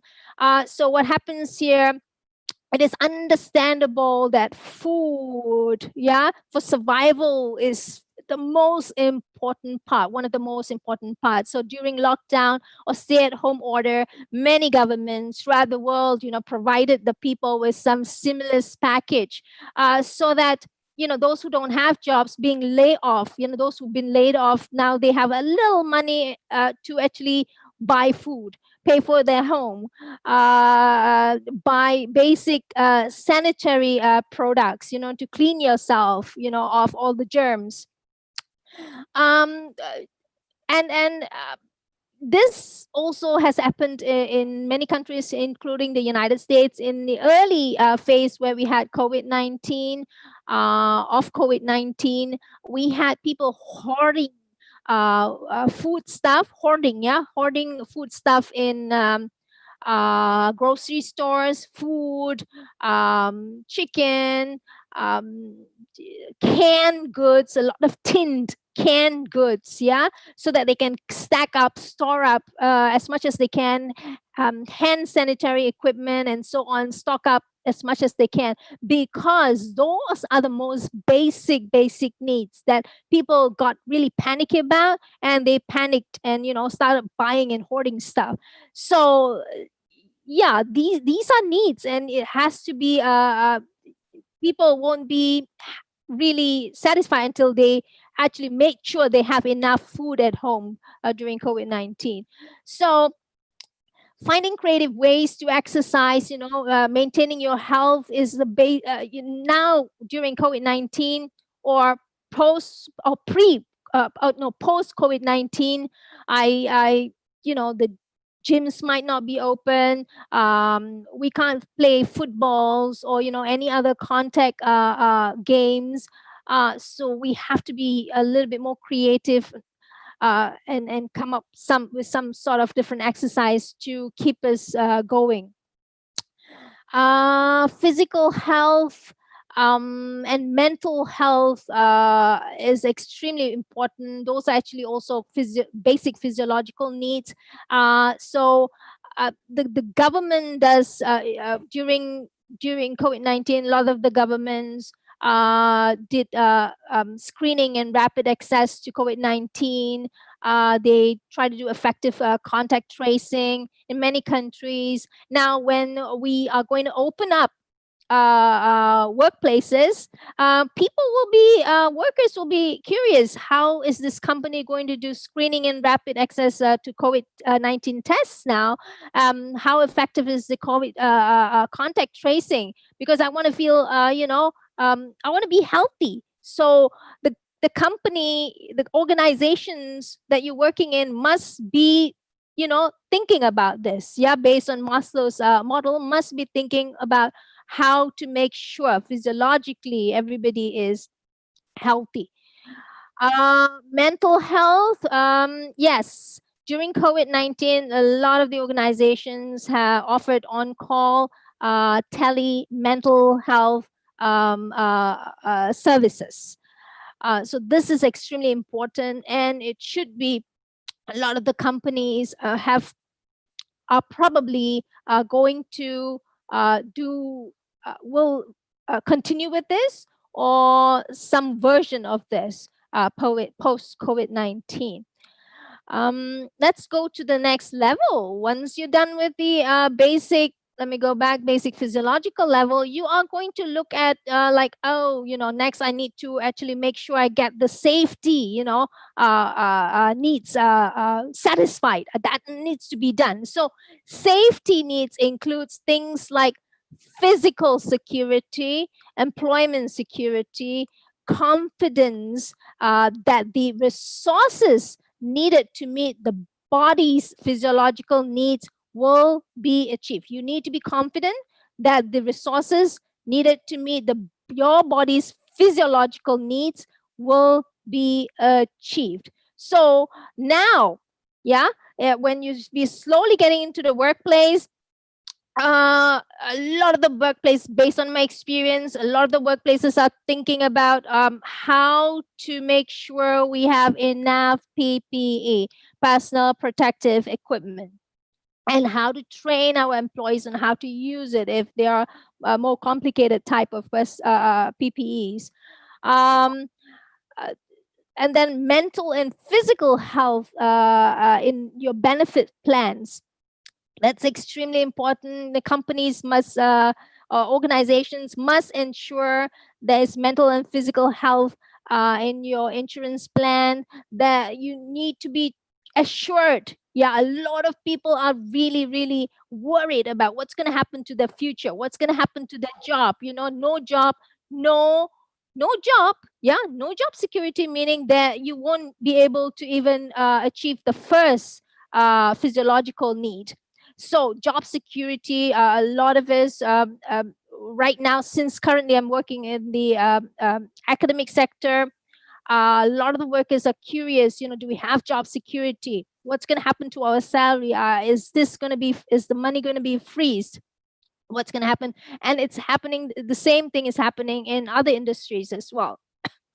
So financial security is extremely important because we want to know if we will be compensated if we fall ill. So this is all what we're thinking about, and the companies have to, or organizations must make sure we can achieve our safety needs. So paid leave of absence, childcare subsidy. So and if you're laid off of your job, it's important for large companies normally give counselings about job alternatives. Yeah, for the people they're laying off, they normally they do have something like a little counseling on, you know, helping them to find an alternative job. So now we're done with safety needs. Yeah, physical and safety needs. I want to get into the next need. Now, need of belonging. I want to feel a sense of belongingness, you know, social support. Yeah, from friends, family. I want to, be able to go for religious functions and so on. So that it's very important. People are, because they've been so much isolated. Yeah, people are longing for social support, as much as we can to stay healthy mentally, physically. Yeah, we need to find people support from friends, family, religion, as much as we can. Now, once we right now, even now, we can continue getting some social support from colleagues as well. Now, obviously, face to face is going to be very difficult. We can't really do that, and still, yeah, we have to be really talking about social distancing, wearing masks. Yes, but then virtual events are extremely important right now. For example, in the United States, not all the companies or organizations or states are really open. Yeah, we are in the middle of trying to open, not open yet. So we're still doing a lot of virtual events. You know, town hall meetings. Town hall meetings are where, you know, the company management having meetings, Zoom meetings with all the faculty. For instance, if you're working in the university, with all the faculties, and informing them every week, every 2 weeks once, what's happening, what's being decided, yeah, in the company, so that you can come back safe. So email updates must be given to stay in touch all the time. Yeah, and surveys, the companies do surveys to find out what do the workers think about coming back to work. What are the worries, what are the needs? You got to know that. Yeah, In the university sector is the same thing. Universities are sending surveys to students on what the perception on coming back to face-to-face classes. The university also, a lot of the universities are sending surveys to professors, faculties, to see what the perception is about coming back to university life. So this is extremely important because the survey allows workers to feel that they can participate. Yeah, sense of say. Yeah, that when they can participate to the decision making in the organization. Yeah, with their points of views. Yeah, here, they feel a sense of belongingness in the company with everybody else in the company. So these are being done widely in a lot of the countries as well, and a lot of the organizations, and this will help increase sense of belonging and social support. We got to do a lot of group based virtual and social activities. We try games, competitions, and yes, celebrations through virtual or Zoom celebrations. You know, people get awarded via Zoom. Um, uh, Obviously, a lot of the students graduated virtually too. Students presented via Zoom, and they get judged and they get awarded for their presentations via Zoom. So yes, I'm sorry. do we have time? You have 5 minutes left. Okay, thank you. So that's belongingness. Next, we got to talk about self-esteem. Expression of appreciation is extremely important. You have a need to feel appreciated. So companies need to actually find ways to appreciate you at this time, especially, shout outs, expressions of gratitude. And then not only just appreciation, but also not yes, you being appreciated, your self-esteem goes up, your self-worth goes up, but you also there's another form of self-esteem, which is self-efficacy, your competency. You gotta get all the opportunities. The companies have to provide all the opportunities for you to be trained. Yeah, for instance, remote teaching. A lot of the professors have to do remote teaching. So professors might not be so comfortable in remote teaching. So basically, companies have to provide the training to increase their competency level.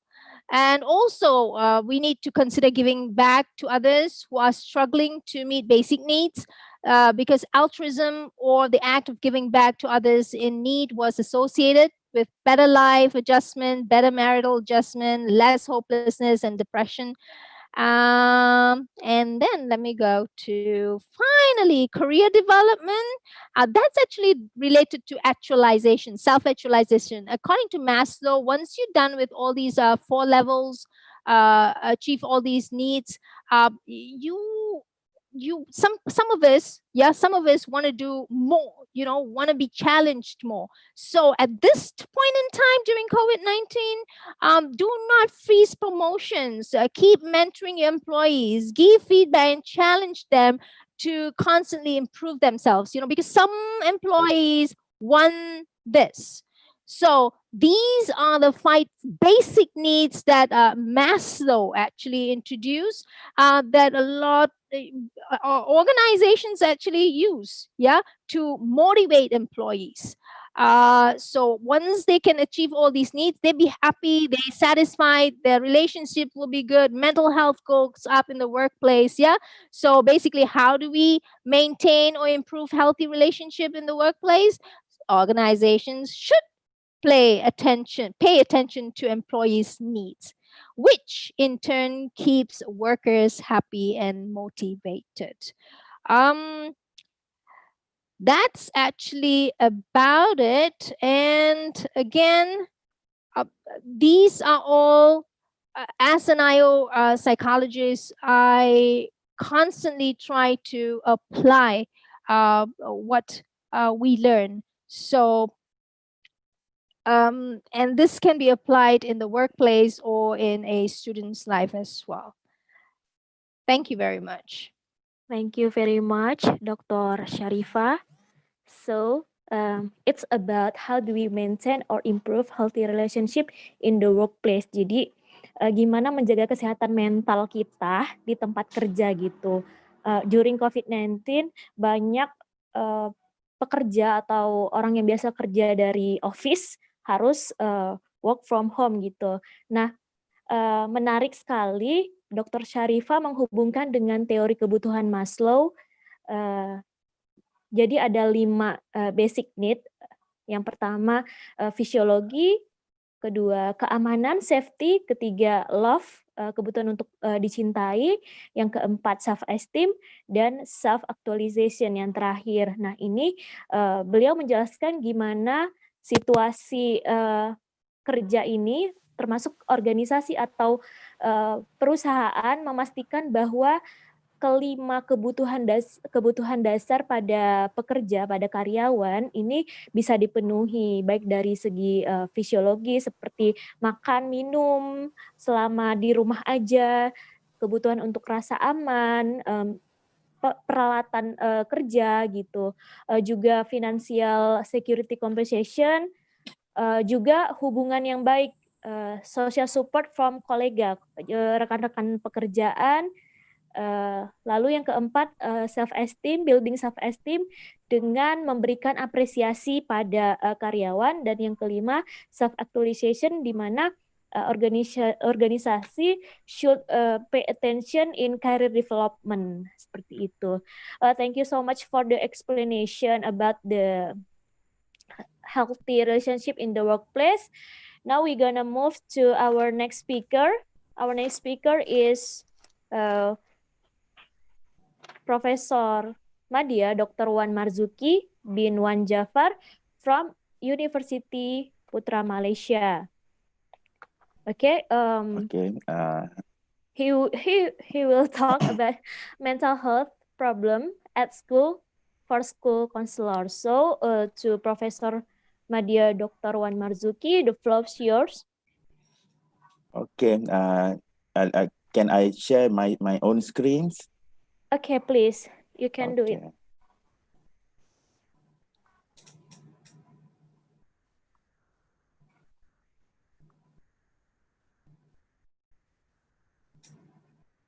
You have 20 minutes to present your material, sir. Okay.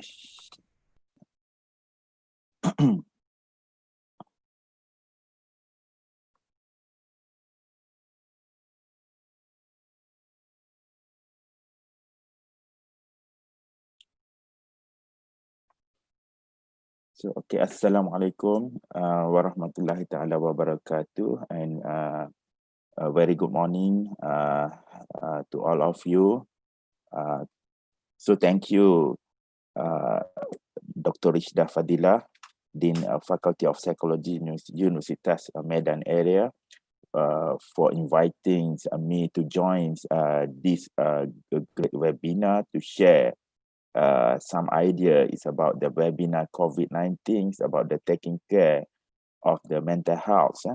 And also, it is interesting to know everyone is Associate Professor Dr. Sabaria, Dr. Haslim from University Malaysia Sabah, Dr. Malati, and of course, Dr. Sharifah Rahah Dawood from Penn State, veteran United States of America. Okay, so today I would like to share, this is very brief about the mental health problem, especially to share the information for the schools mental health problems, and then of course what school counselors should know.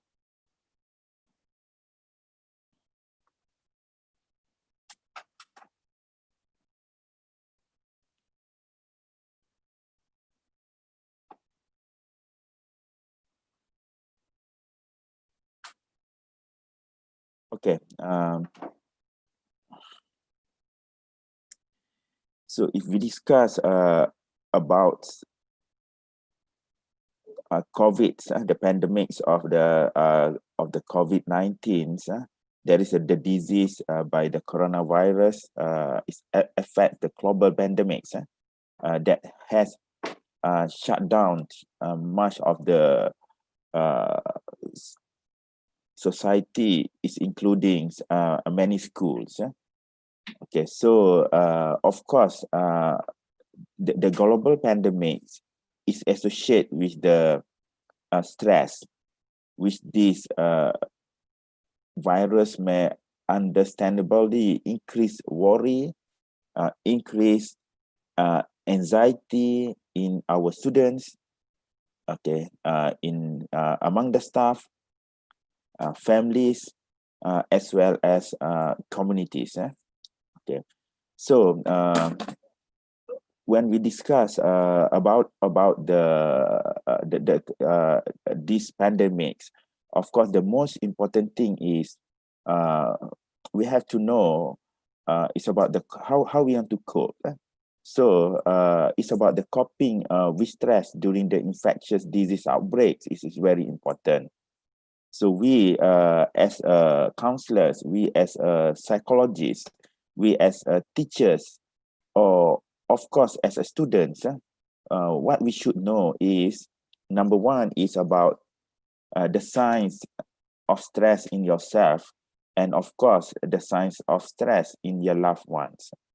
So the second one, we also have to know how to relieve the stress. This is very, very important. And finally, if the issues getting worse, of course, we have to know when to get help. Okay. So I'm going to discuss about and share with all of you the very simple signs of stress that affects. Number one is affect our behaviorals. Number two is that the signs of stress that you can see how it affects physicals or your body, your emotionals, and of course your cognitive in terms of our responses to anxiety and stress. Of course, if we can see the signs of stress in terms of behavior, I will glance through all these. Okay, so we hope we can refresh ourselves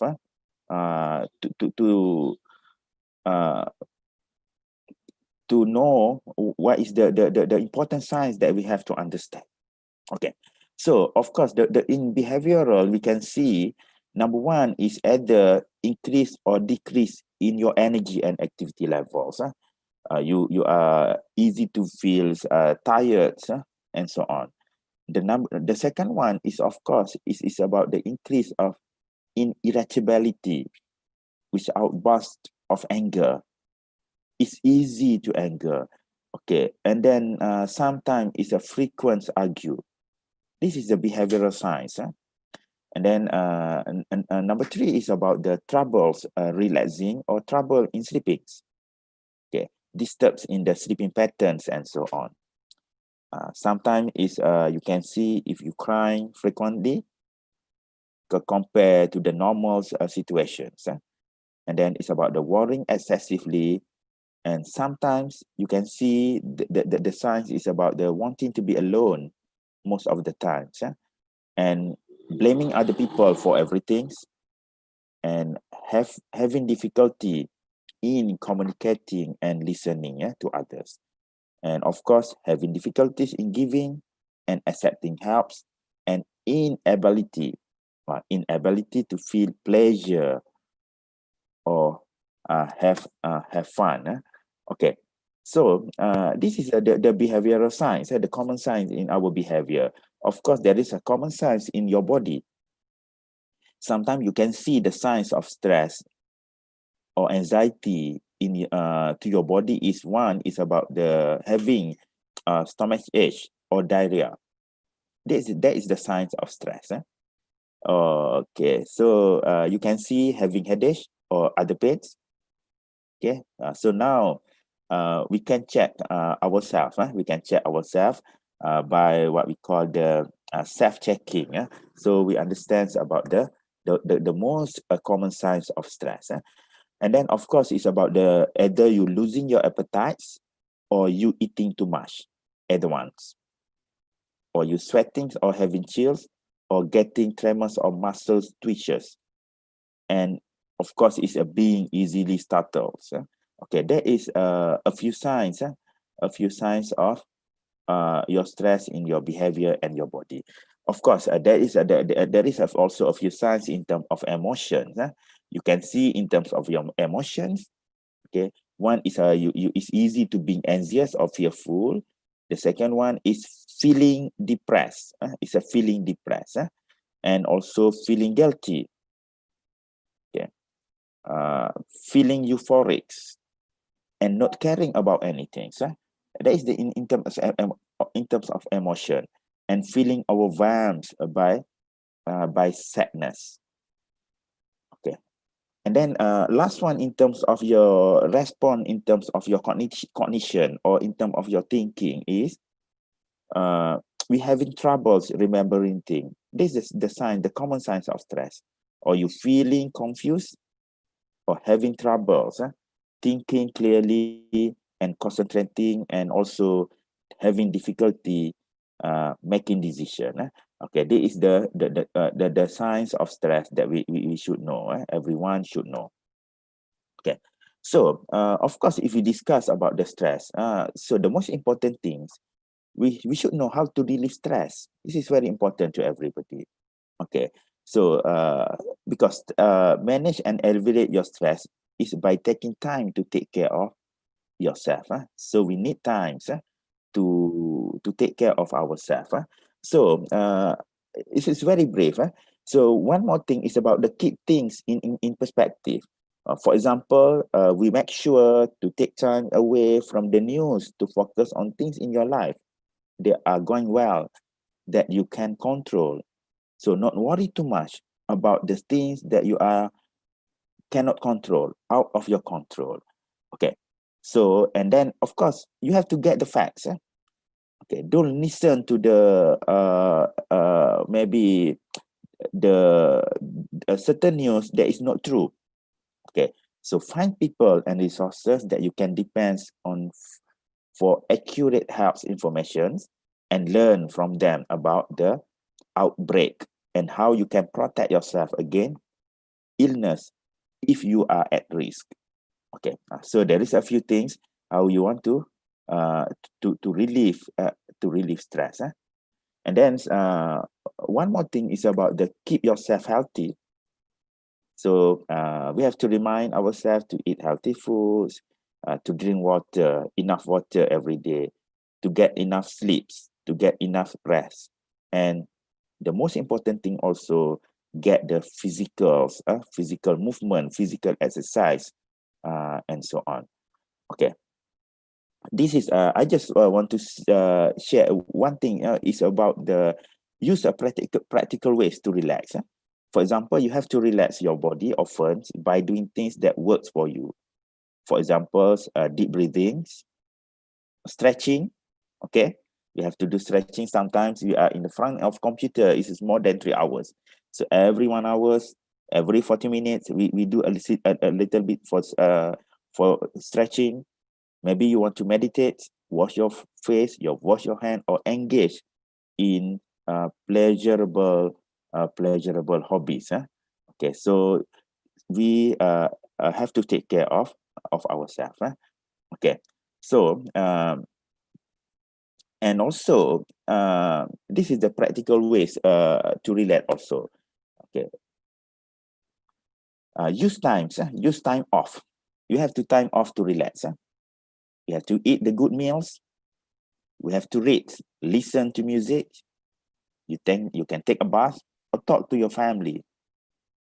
Talk about your feelings to loved ones and friends often. Either you want to talk through your media socials, or maybe, of course, in your family, during your dinner, lunch, and together, and so on. Okay. And then sorry, you also have to pay attention of your body, feeling, and spirits. The most important thing is Permatasari, if you see, one thing is you have to recognize and hit early about warning signs of stress. Okay, so of course, I want to share, this is very important. Take times to renew your spirits through either you want to do meditation, it's either prayer, okay, or you say salat, or reading Quran, or helping others in need. This is how we can relieve, how we can manage our stress properly. Okay. Of course, there is a very important thing. Finally, we should know when to get help. And then if we are students, we should know how to get help. If we are a school counselors, we have to share with our clients where to get help. Okay, so maybe you may experience serious distress when you hear about an infectious disease outbreak, even if you are at a little or no risk of getting sick. So it's your worry, your anxiety increase. You are worrying to meet people and so on. You are worrying to go for maybe to go in the public and so on. So this is very important. So if you have someone you know show signs of stress, as we discussed, maybe for several days, okay, or for several weeks, you have to get help from the counselors or other mental health professionals, or you have to talk with people, because talk is one way of therapy. That's why if we discuss, one way to reduce your stress is by sharing with other people. By talks, it's a talk therapy that we can say. Okay. So it is very important to contact the helpline maybe. Okay, Dr. Sharifah Raha also share a little bit about the what we call the telemental health. So that is what we call the helplines. Right away, if you or someone you know threatens to hurt or maybe to kill him or herself or someone else, yeah. Dr. Rich does also share a little one news is about the one individuals who are involved in the TikToks and so on kill herself. Okay, so this is very important. If you know someone, okay, so please ask them to contact the helplines to talk about if they are have a thoughts right about death, right about dying, have intention to commit suicide. So the counselors or other mental health professionals needs, this is very important. If we are students, we are counselors, we are psychologists and so on, please provide the information about the national helplines to the student or their client. Of course, I believe in all the countries we have the national helplines. For example, the telemental health services, the psychological support service, and so on. For example, if you ask in Malaysia, we have also what we call the Talian Kasih. Okay, Talian Kasih is provided by the Ministry of Women's, Family and Community Development, provided by the government. Okay, this is one the officials telepsychological support services that the government provide to the people, that the government provide to the public. That this is very important, right? Okay. I'm sorry. It's right. You have 2 minutes left. Yes. Okay. It's good. It's good because this is the last. This is conclusions. Okay.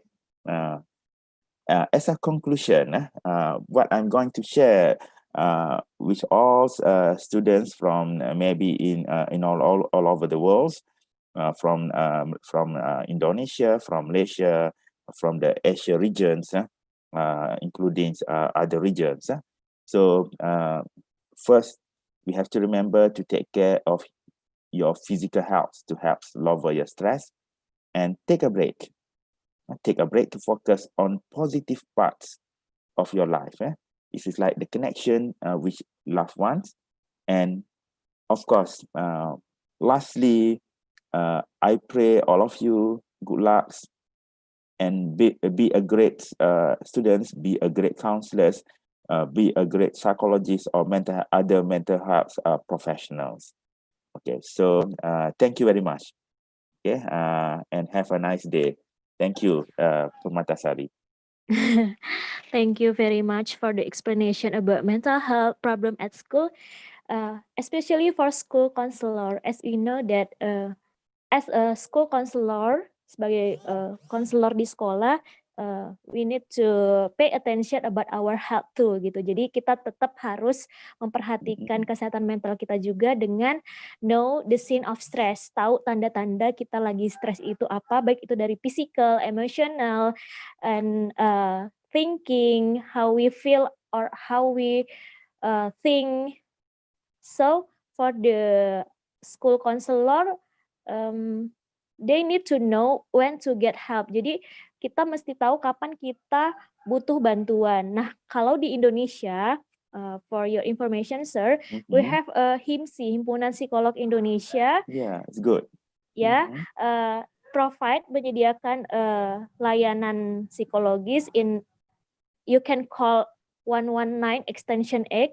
Jadi jika masyarakat Indonesia butuh bantuan secara psikologis, mereka bisa call 119 extension 8. We provide, the government provide counselor and psychologist to have a counseling section with the people in Indonesia. Thank you so much, sir. Last but not least, we're going to move to our speaker, Associate Professor Dr. Melati Binti Sumari. She's from Department of Educational Psychology and Counseling, Faculty of Education, University of Malaya. And she will talk about what will school looks like under the new normal. To the Professor Dr. Melati, the floor is yours.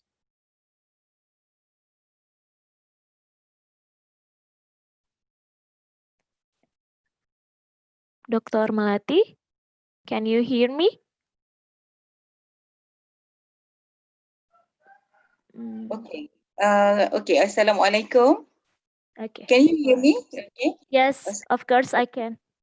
Okay. Assalamualaikum and selamat tengah hari to the organizing teams and also the audience. Okay. First of all, I would like to thank the organizers for inviting me. Okay. Since I'm the last to present, and when I listened to the previous presentation, I found out that many of the information that I would like to share has been shared by my colleague, which is good. So I don't have to prolong my, sharing and presentation. And also because I have a master's class at 2 p.m. Malaysian time, so I may not take too long to present. So the topic given to me is what school look like after the COVID-19. So before you share my slides, my slide is quite brief, so I will not really depend on the slide totally. Okay, prior to this, I would like to tell you that my experience being a teacher was only 1 year upon completion of my bachelor's degree, which is many years ago. So most of my career experience is in the is in the higher education institution. However, since I work at the Faculty of Education, so some of my students are school teachers or school administrators, and even I still have school going children. So I can relate to the experience of those who have work in school after COVID-19. And when we want to define what is school after during COVID-19, we may want to broader the to have a broader definition, because school is not limited to regular school, because there are many of our kids that still have to attend homeschooling due to limited places in school. Okay, so can we share the the slide? The chairperson, please. Okay.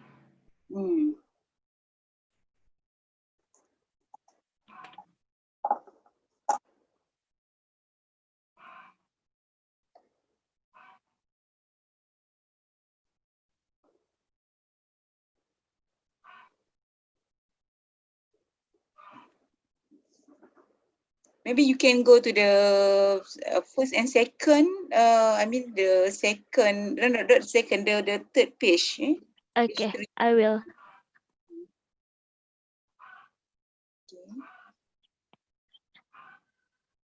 Next page, please. Okay, next page. Okay. These are the recommendation by UNICEF, impact of pandemic on education. So, more likely that our Minister of Education, the minister that is responsible of taking care of education in the country, are following this guideline. So the guideline recommended by UNICEF, for instance, students, teachers, and other staff should not come to school. So even though when we look at this guideline, it is a very simple guideline. When students arrive at school at the for example, teachers or school staff may, try to find out their body temperature, and then if they in a good condition, they are allowed to go, to enter the school compound. However, even though they are allowed to the school compound, and let's say they are not allowed to the school compound, what will happen to them? Because the rest of the classmates will, receive their lesson in classroom, and they are, asked to go back home. So, we can see that as long as the pandemic is there, the education process, will not go back to the, to the previous practice, because some students may left behind. So some students are sick not due to COVID, they may be sick due to certain other illnesses. For instance, I heard that some parents in my neighborhood, for instance, they are complaining they don't have anybody to, to take care of the young kids at school, because they are forced to go back to work, and then the older kids are forced to go to school. So these are the things that the school administrators, the parents, have to face after the, as a result of the pandemic. And then we can see the second recommendation by UNICEF, for instance, it says that schools should enforce regular hand washing with safe water, blah, blah, blah, hand sanitizer, chronic solution, to make sure that they maintain their cleanliness. So it is, I guess it is much easier. It shouldn't be a problem, because in Malaysia, for your information, the ministry only only allow the older kids, those who are taking the national exam, to go back to school. So kanak-kanak yang kecil ni, for instance, those who are in the primary school, those who are in the secondary 1, secondary 2, secondary 3, they are still, in their honeymoon period. What I mean by honeymoon period is they are still at home. Some of them are having homeschooling, or online learning, through various forms such as Zoom, Google Meet, Microsoft Teams, and so on. So only older kids. Why only the older kids are allowed to go back to school? Because in Malaysia we have issues. In terms of the number of classroom. And right now the practice is only about 17 students are allowed in one particular classroom. So in the past, let's say we have about 38 or 40 students in one particular classroom. That means we have to separate one particular classroom into 2 classrooms. So I don't know. Let's say if we still do not have the vaccine for this pandemic, so we don't know what will happen in 2021, because we cannot. I don't think parents, even the government, can afford to. Not to allow kids to go to school, because the online learning will never be similar to face-to-face learning.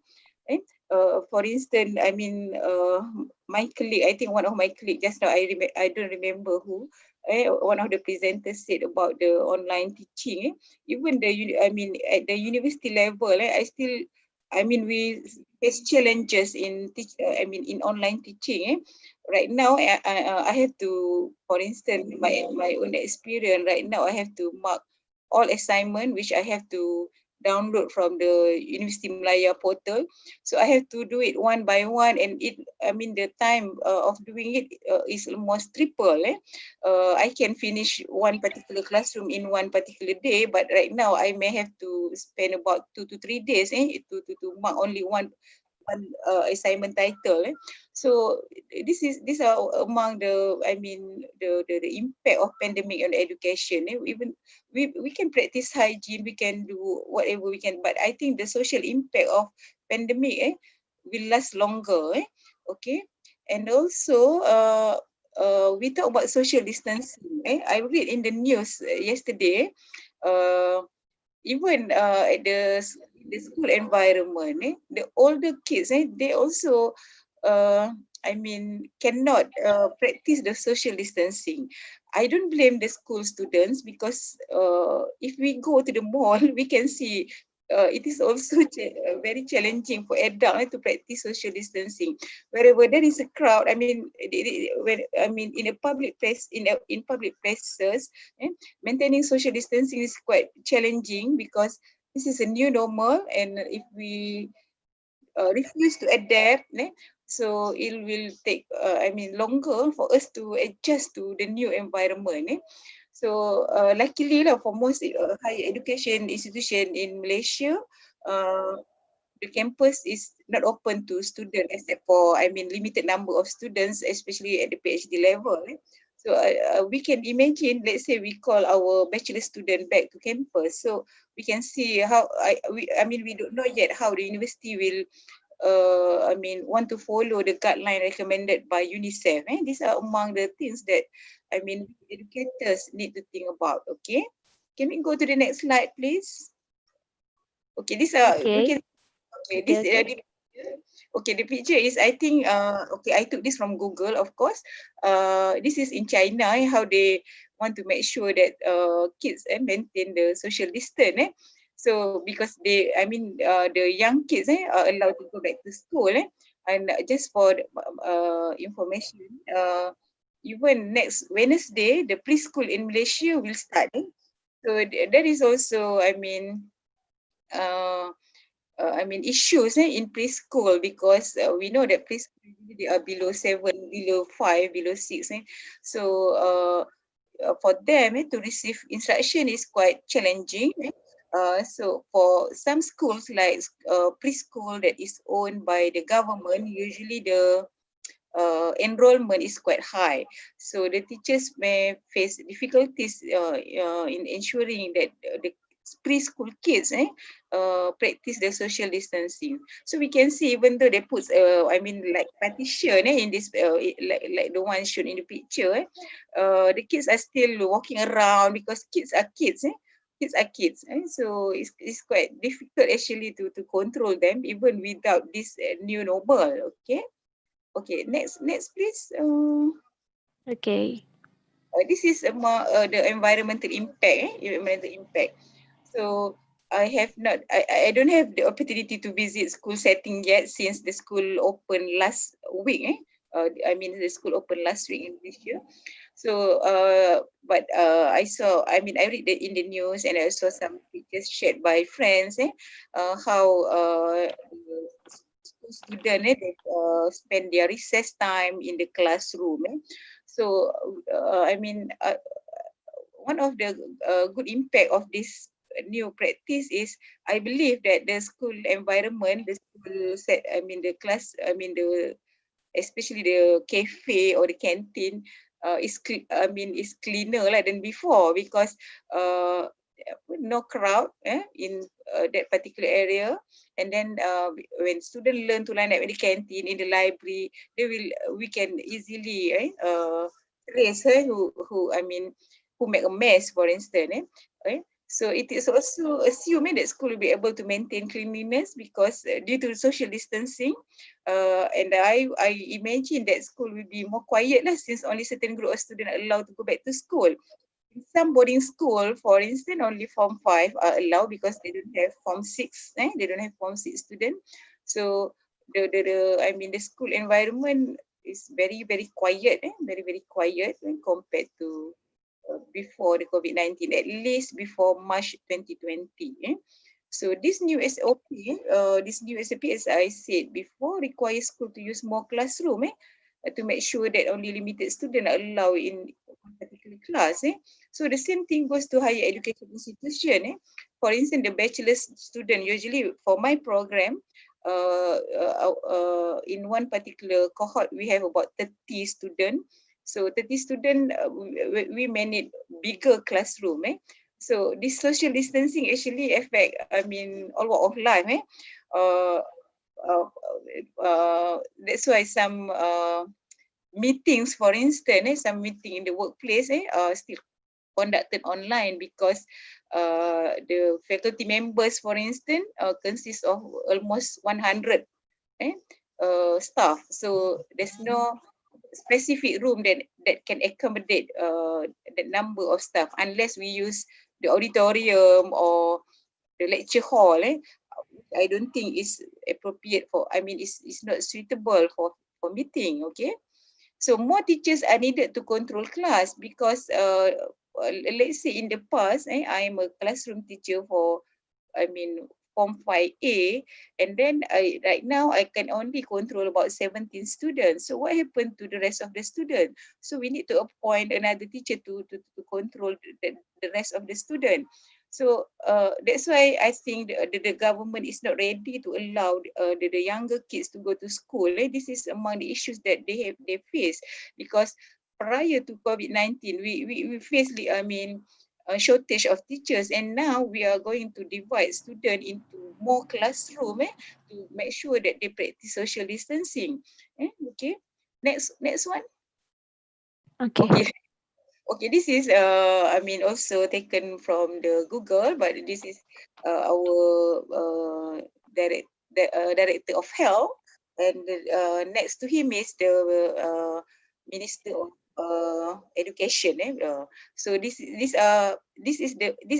how the classroom looks like. So no crowded classroom anymore. Okay. Okay, next one, please. Okay.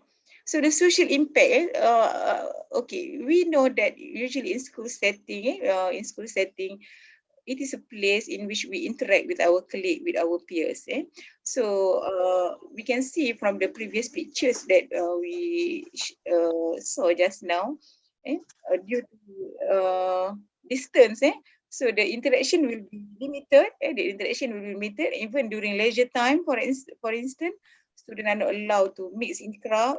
So I believe that this will have an impact on how they connect with each other. And also in the past, we may assign our students to do work in group. So how we want to make sure that they practice this the guideline and recommendation. Even though they are teenagers, usually they are 17, 18 or 19 years old, but we cannot deny they are still, they are not adult. So they have been interacting with each other for quite a long time, and suddenly when they are called to go back to school, they have to change everything. So it may be easier for teachers and staff to control the older student. We cannot deny that. But for preschool student, like I said before, it will be challenging for teachers to make sure that this new norm is practiced.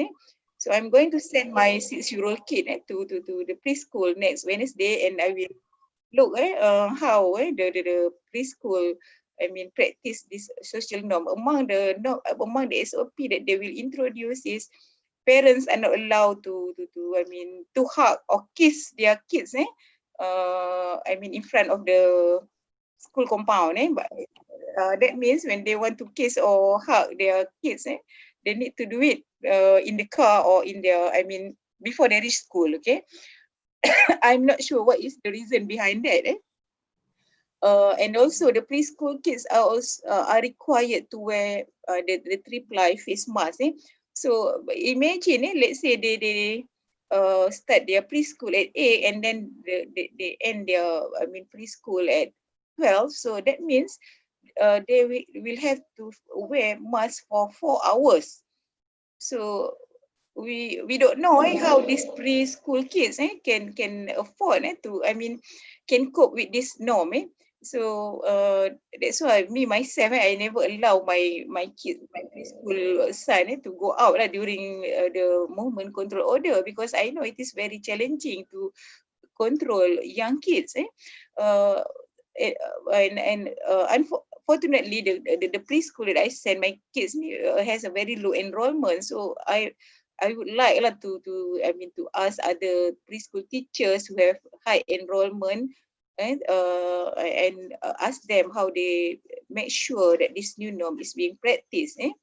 So classroom activities. If we I believe that many of us have the opportunity to see and then also to visit preschool and how the kids share their activities. They do everything together, and then now they may teachers may have to limit the group activities. So these are among the things that the preschool teachers and I believe the preschool owner have to think about. Okay. Next one, this is the social impact. Okay, the next one. Okay, next. This is only a picture. The next one, please. Okay, the technological impact. So due to limited physical interaction, teachers may need to supplement their teaching activities with online activities. However, even during the movement control order introduced by the Malaysian government, when I talk to my friends who are school teachers, they said that even though they assign homeworks, schoolwork using Google Classroom, many of their students don't bother to do the homework. So, and it's also very challenging for them to remind their students. Some students cite that their internet connection is slow, which might be true, but we believe that there are also many students who just use that as an escapism. So some parents or guardian who need to monitor their children doing the online homework or schoolwork also face challenges. For instance, katalah kat rumah tu there are only 2 laptops. For instance, in my home, we only have 2 laptops, one for me, one for my spouse. And then suddenly, during the MCO, there are so many homework that need to be completed by my 2 sons who are in schools. So they need to use the laptops, and they also have Zoom class, Google Meet class, and then we have conflict in terms of, we don't have the gadget. We don't have the gadget. Okay, maybe the best solution is to buy the gadget, which not everyone can afford to buy a gadget. Okay, so these are the things that parents face difficulties too. And also sometimes I got messages from my son teachers. They say, Puan, you have to make sure that your son is doing your homework. So receiving those kind of messages from teachers is quite stressful because we in the past maybe we rarely got such messages, because they go to school and they are assigned homework, and then they go back to school. Our responsibility is to make sure that they do the homework. But right now we just cannot differentiate between schoolwork and homework because all homework are assigned through Google Classroom. And I also some teachers also said that even though the Form 5 are allowed to go back to school, since they have to make sure that they practice the new norm, they still rely on technology. They still rely on technology. Okay, this raises an issue, which is what happened to students in the rural area? Are they left behind? Are they left behind? I'm sorry. You have 2 minutes left Okay, to sure. present. No problem. Okay, my last sentence is usage of library may also be limited. Okay, we know that. Okay, I would say that in Malaysian library, Malaysian school libraries, for instance. So we can only allow a limited number of students to enter the library. So whether the school library have the online resources that can be accessed from home. So this was when we talk about this, that means that this pandemic also have a financial impact on education. I think that's all I want to say. Thank you for the reminder. That's all. Okay, thank you so much, Professor Dr. Melati, for the explanation about what will school look like under the new normal. I can summarize that the school will use the guideline and recommendation by UNICEF and provide the regular hand washing with safe water, hand sanitizer, provide water sanitation, and it will impact to social impact in student. Interaction between student will be limited. Jadi sekolah dalam situasi new normal ini harus memperhatikan protokol kesehatan seperti menyediakan hand sanitizer, untuk kebersihan, cuci tangan, juga mengurangi aktivitas atau interaksi antara siswa dan mengurangi jumlah siswa dalam satu kelas. Thank you so much for the explanation. So we have many questions for all of speaker. Here I will read it. The first question is for Dr. Sabaria. Are you still there, Dr. Sabaria?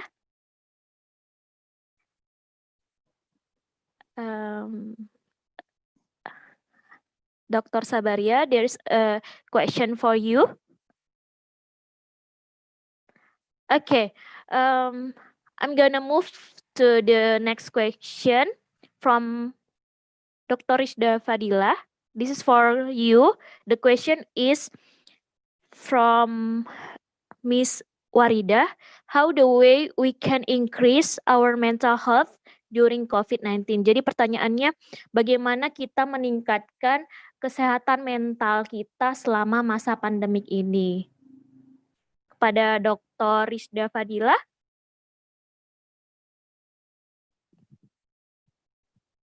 I cannot hear. Okay. Thank you, Dinda. Okay. This answer from Ibu Waridah ya, orang Indonesia ya. Ya, Ya, dari Ibu ini Waridah. kita kebetulan dosen kita di Universitas Medan Area. Baik, biar komunikasinya bisa lebih jelas, saya akan berbahasa Indonesia agar beliau lebih paham.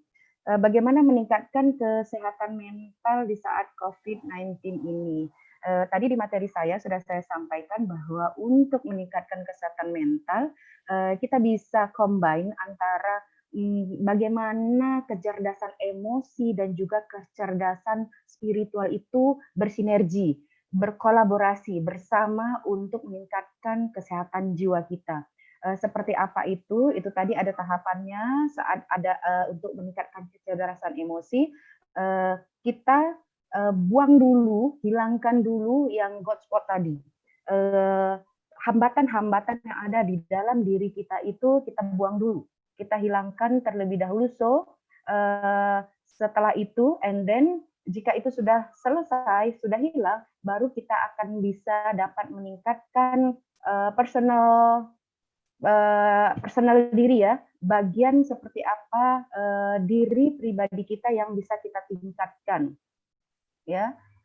Setelah personal diri yang kita tingkatkan, personal strength, lalu bagaimana social strength di hadapan bersama masyarakat pada umumnya. Jika itu sudah terpenuhi ya, jika itu combine 4 tahapan itu sudah terpenuhi, insya Allah kita bisa melalui COVID-19 ini dengan tenang, seperti hal yang tadi sudah dijelaskan oleh Dr. Wan Marzuki ya, ada beberapa hal ciri-ciri kita sudah tahu ya, dari si ciri fisik, emosi, ya behavior dan lain sebagainya terkait stres, itu bisa kita rasakan dan itu bisa kita coba untuk mengendalikannya. Jika belum bisa juga, nah ini tadi kita ada profesional, ahli-ahli tertentu yang bisa membantu kesehatan, meningkatkan kesehatan mental, datangilah ya, carilah dan bisa berkonsultasi dengan para psikolog dalam menghadapi kesehatan mental ini. Oke. Thank you. Okay, thank you so much for the answering, Dr. Rizda Fadila. So we're gonna move to the next question.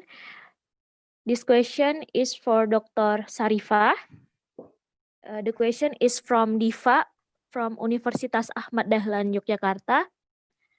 Dr. Sharifah, you talk about career development at office.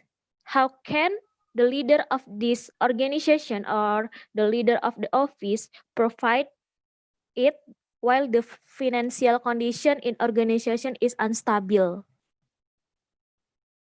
Dr. Sarifah?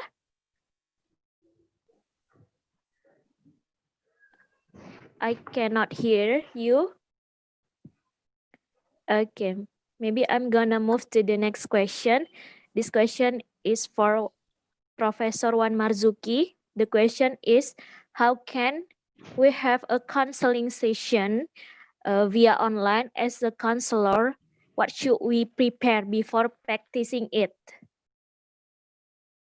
Okay. Please. So thank you very much, our moderator Dinda Pramatasari. Okay. Sorry, I cannot share the videos. Okay, no problems. Okay. So the most important thing is about the we as a counselors, we can provide what we call the telemental health services, the one, or what we call the telepsychological supports. So we as a counselors, we provide the psychological supports to the public, or to the students, or to the caller who needs the psychological services, who need the maybe the opinion and so on that we can share. This is more our function is more giving psychological support to people to make sure they can control themselves, and they can adapt with the new situation. Okay, that is the most important things. Is giving the psychological supports through online. So through online, you can give the the psychological support. Okay, inshallah. Okay, terima kasih Dinda. Terima kasih, thank you Prof. Wan Marzuki. For the next question is for Dr. Sarifah. Dr. Sarifah, you talk about career development at office. How can the leader of office provide it while the financial condition in organization is unstable? Dr. Sarifah, are you still there? Okay, maybe I'm gonna move to Dr. Sabaria. The question is, does the decrease of motivation during learning from home can categorize as mental health disorder? Hello. Yeah. Tadi tidak boleh di-unmute. Sekarang baru boleh. Oh, okay. Yeah. Okay, to answer the question. Okay, motivation it links with the health, the well-being of the student. If the students are motivated, so he has a good kesejahteraan diri. Pada pendapat saya lah, kalau mereka bermotivasi, maka mereka adalah dalam keadaan yang sejahtera. So we have to make sure that the students are always motivated to learn.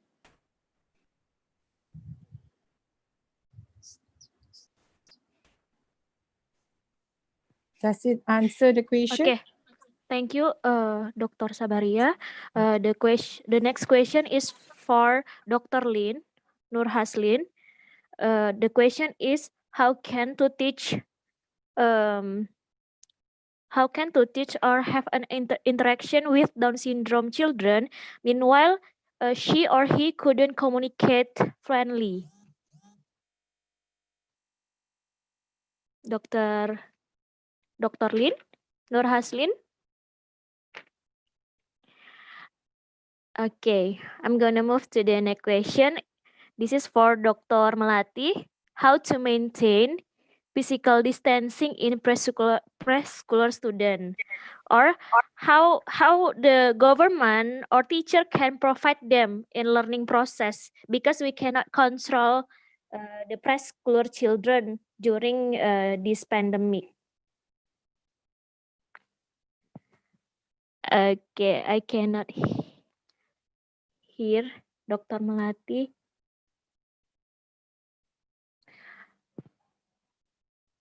Okay, mohon maaf, I'm really sorry because Dr. Sabaria need to leave early and Dr. Melati because they have a schedule to teach in their college. So this is the last question and we are not have enough time to answer all of the participant question. So I'm really sorry, mohon maaf untuk peserta, kami tidak punya waktu yang cukup untuk menjawab semuanya, but you can keep submit your question on our channel, YouTube channel, Universitas Medan Area. Maybe we can connect it with the speakers later. So this is the end section of our webinar.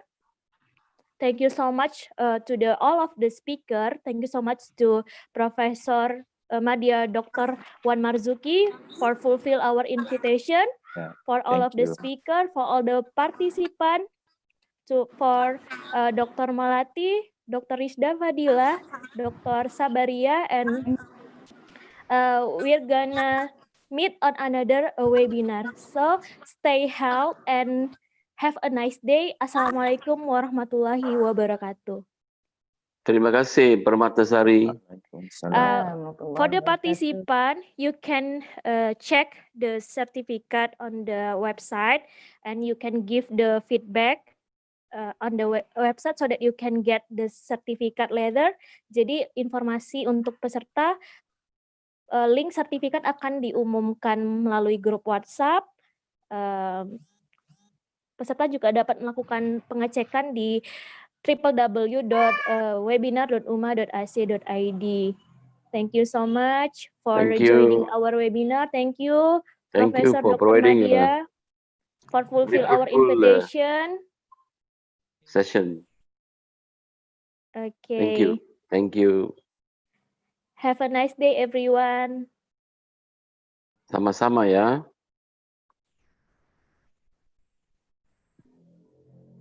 Terima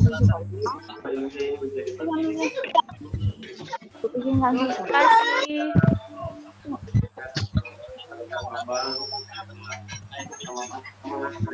Before we end our webinar, maybe you can activate your camera so that we can take photo of your. Jadi peserta boleh aktifkan kameranya, diambil fotonya sama-sama.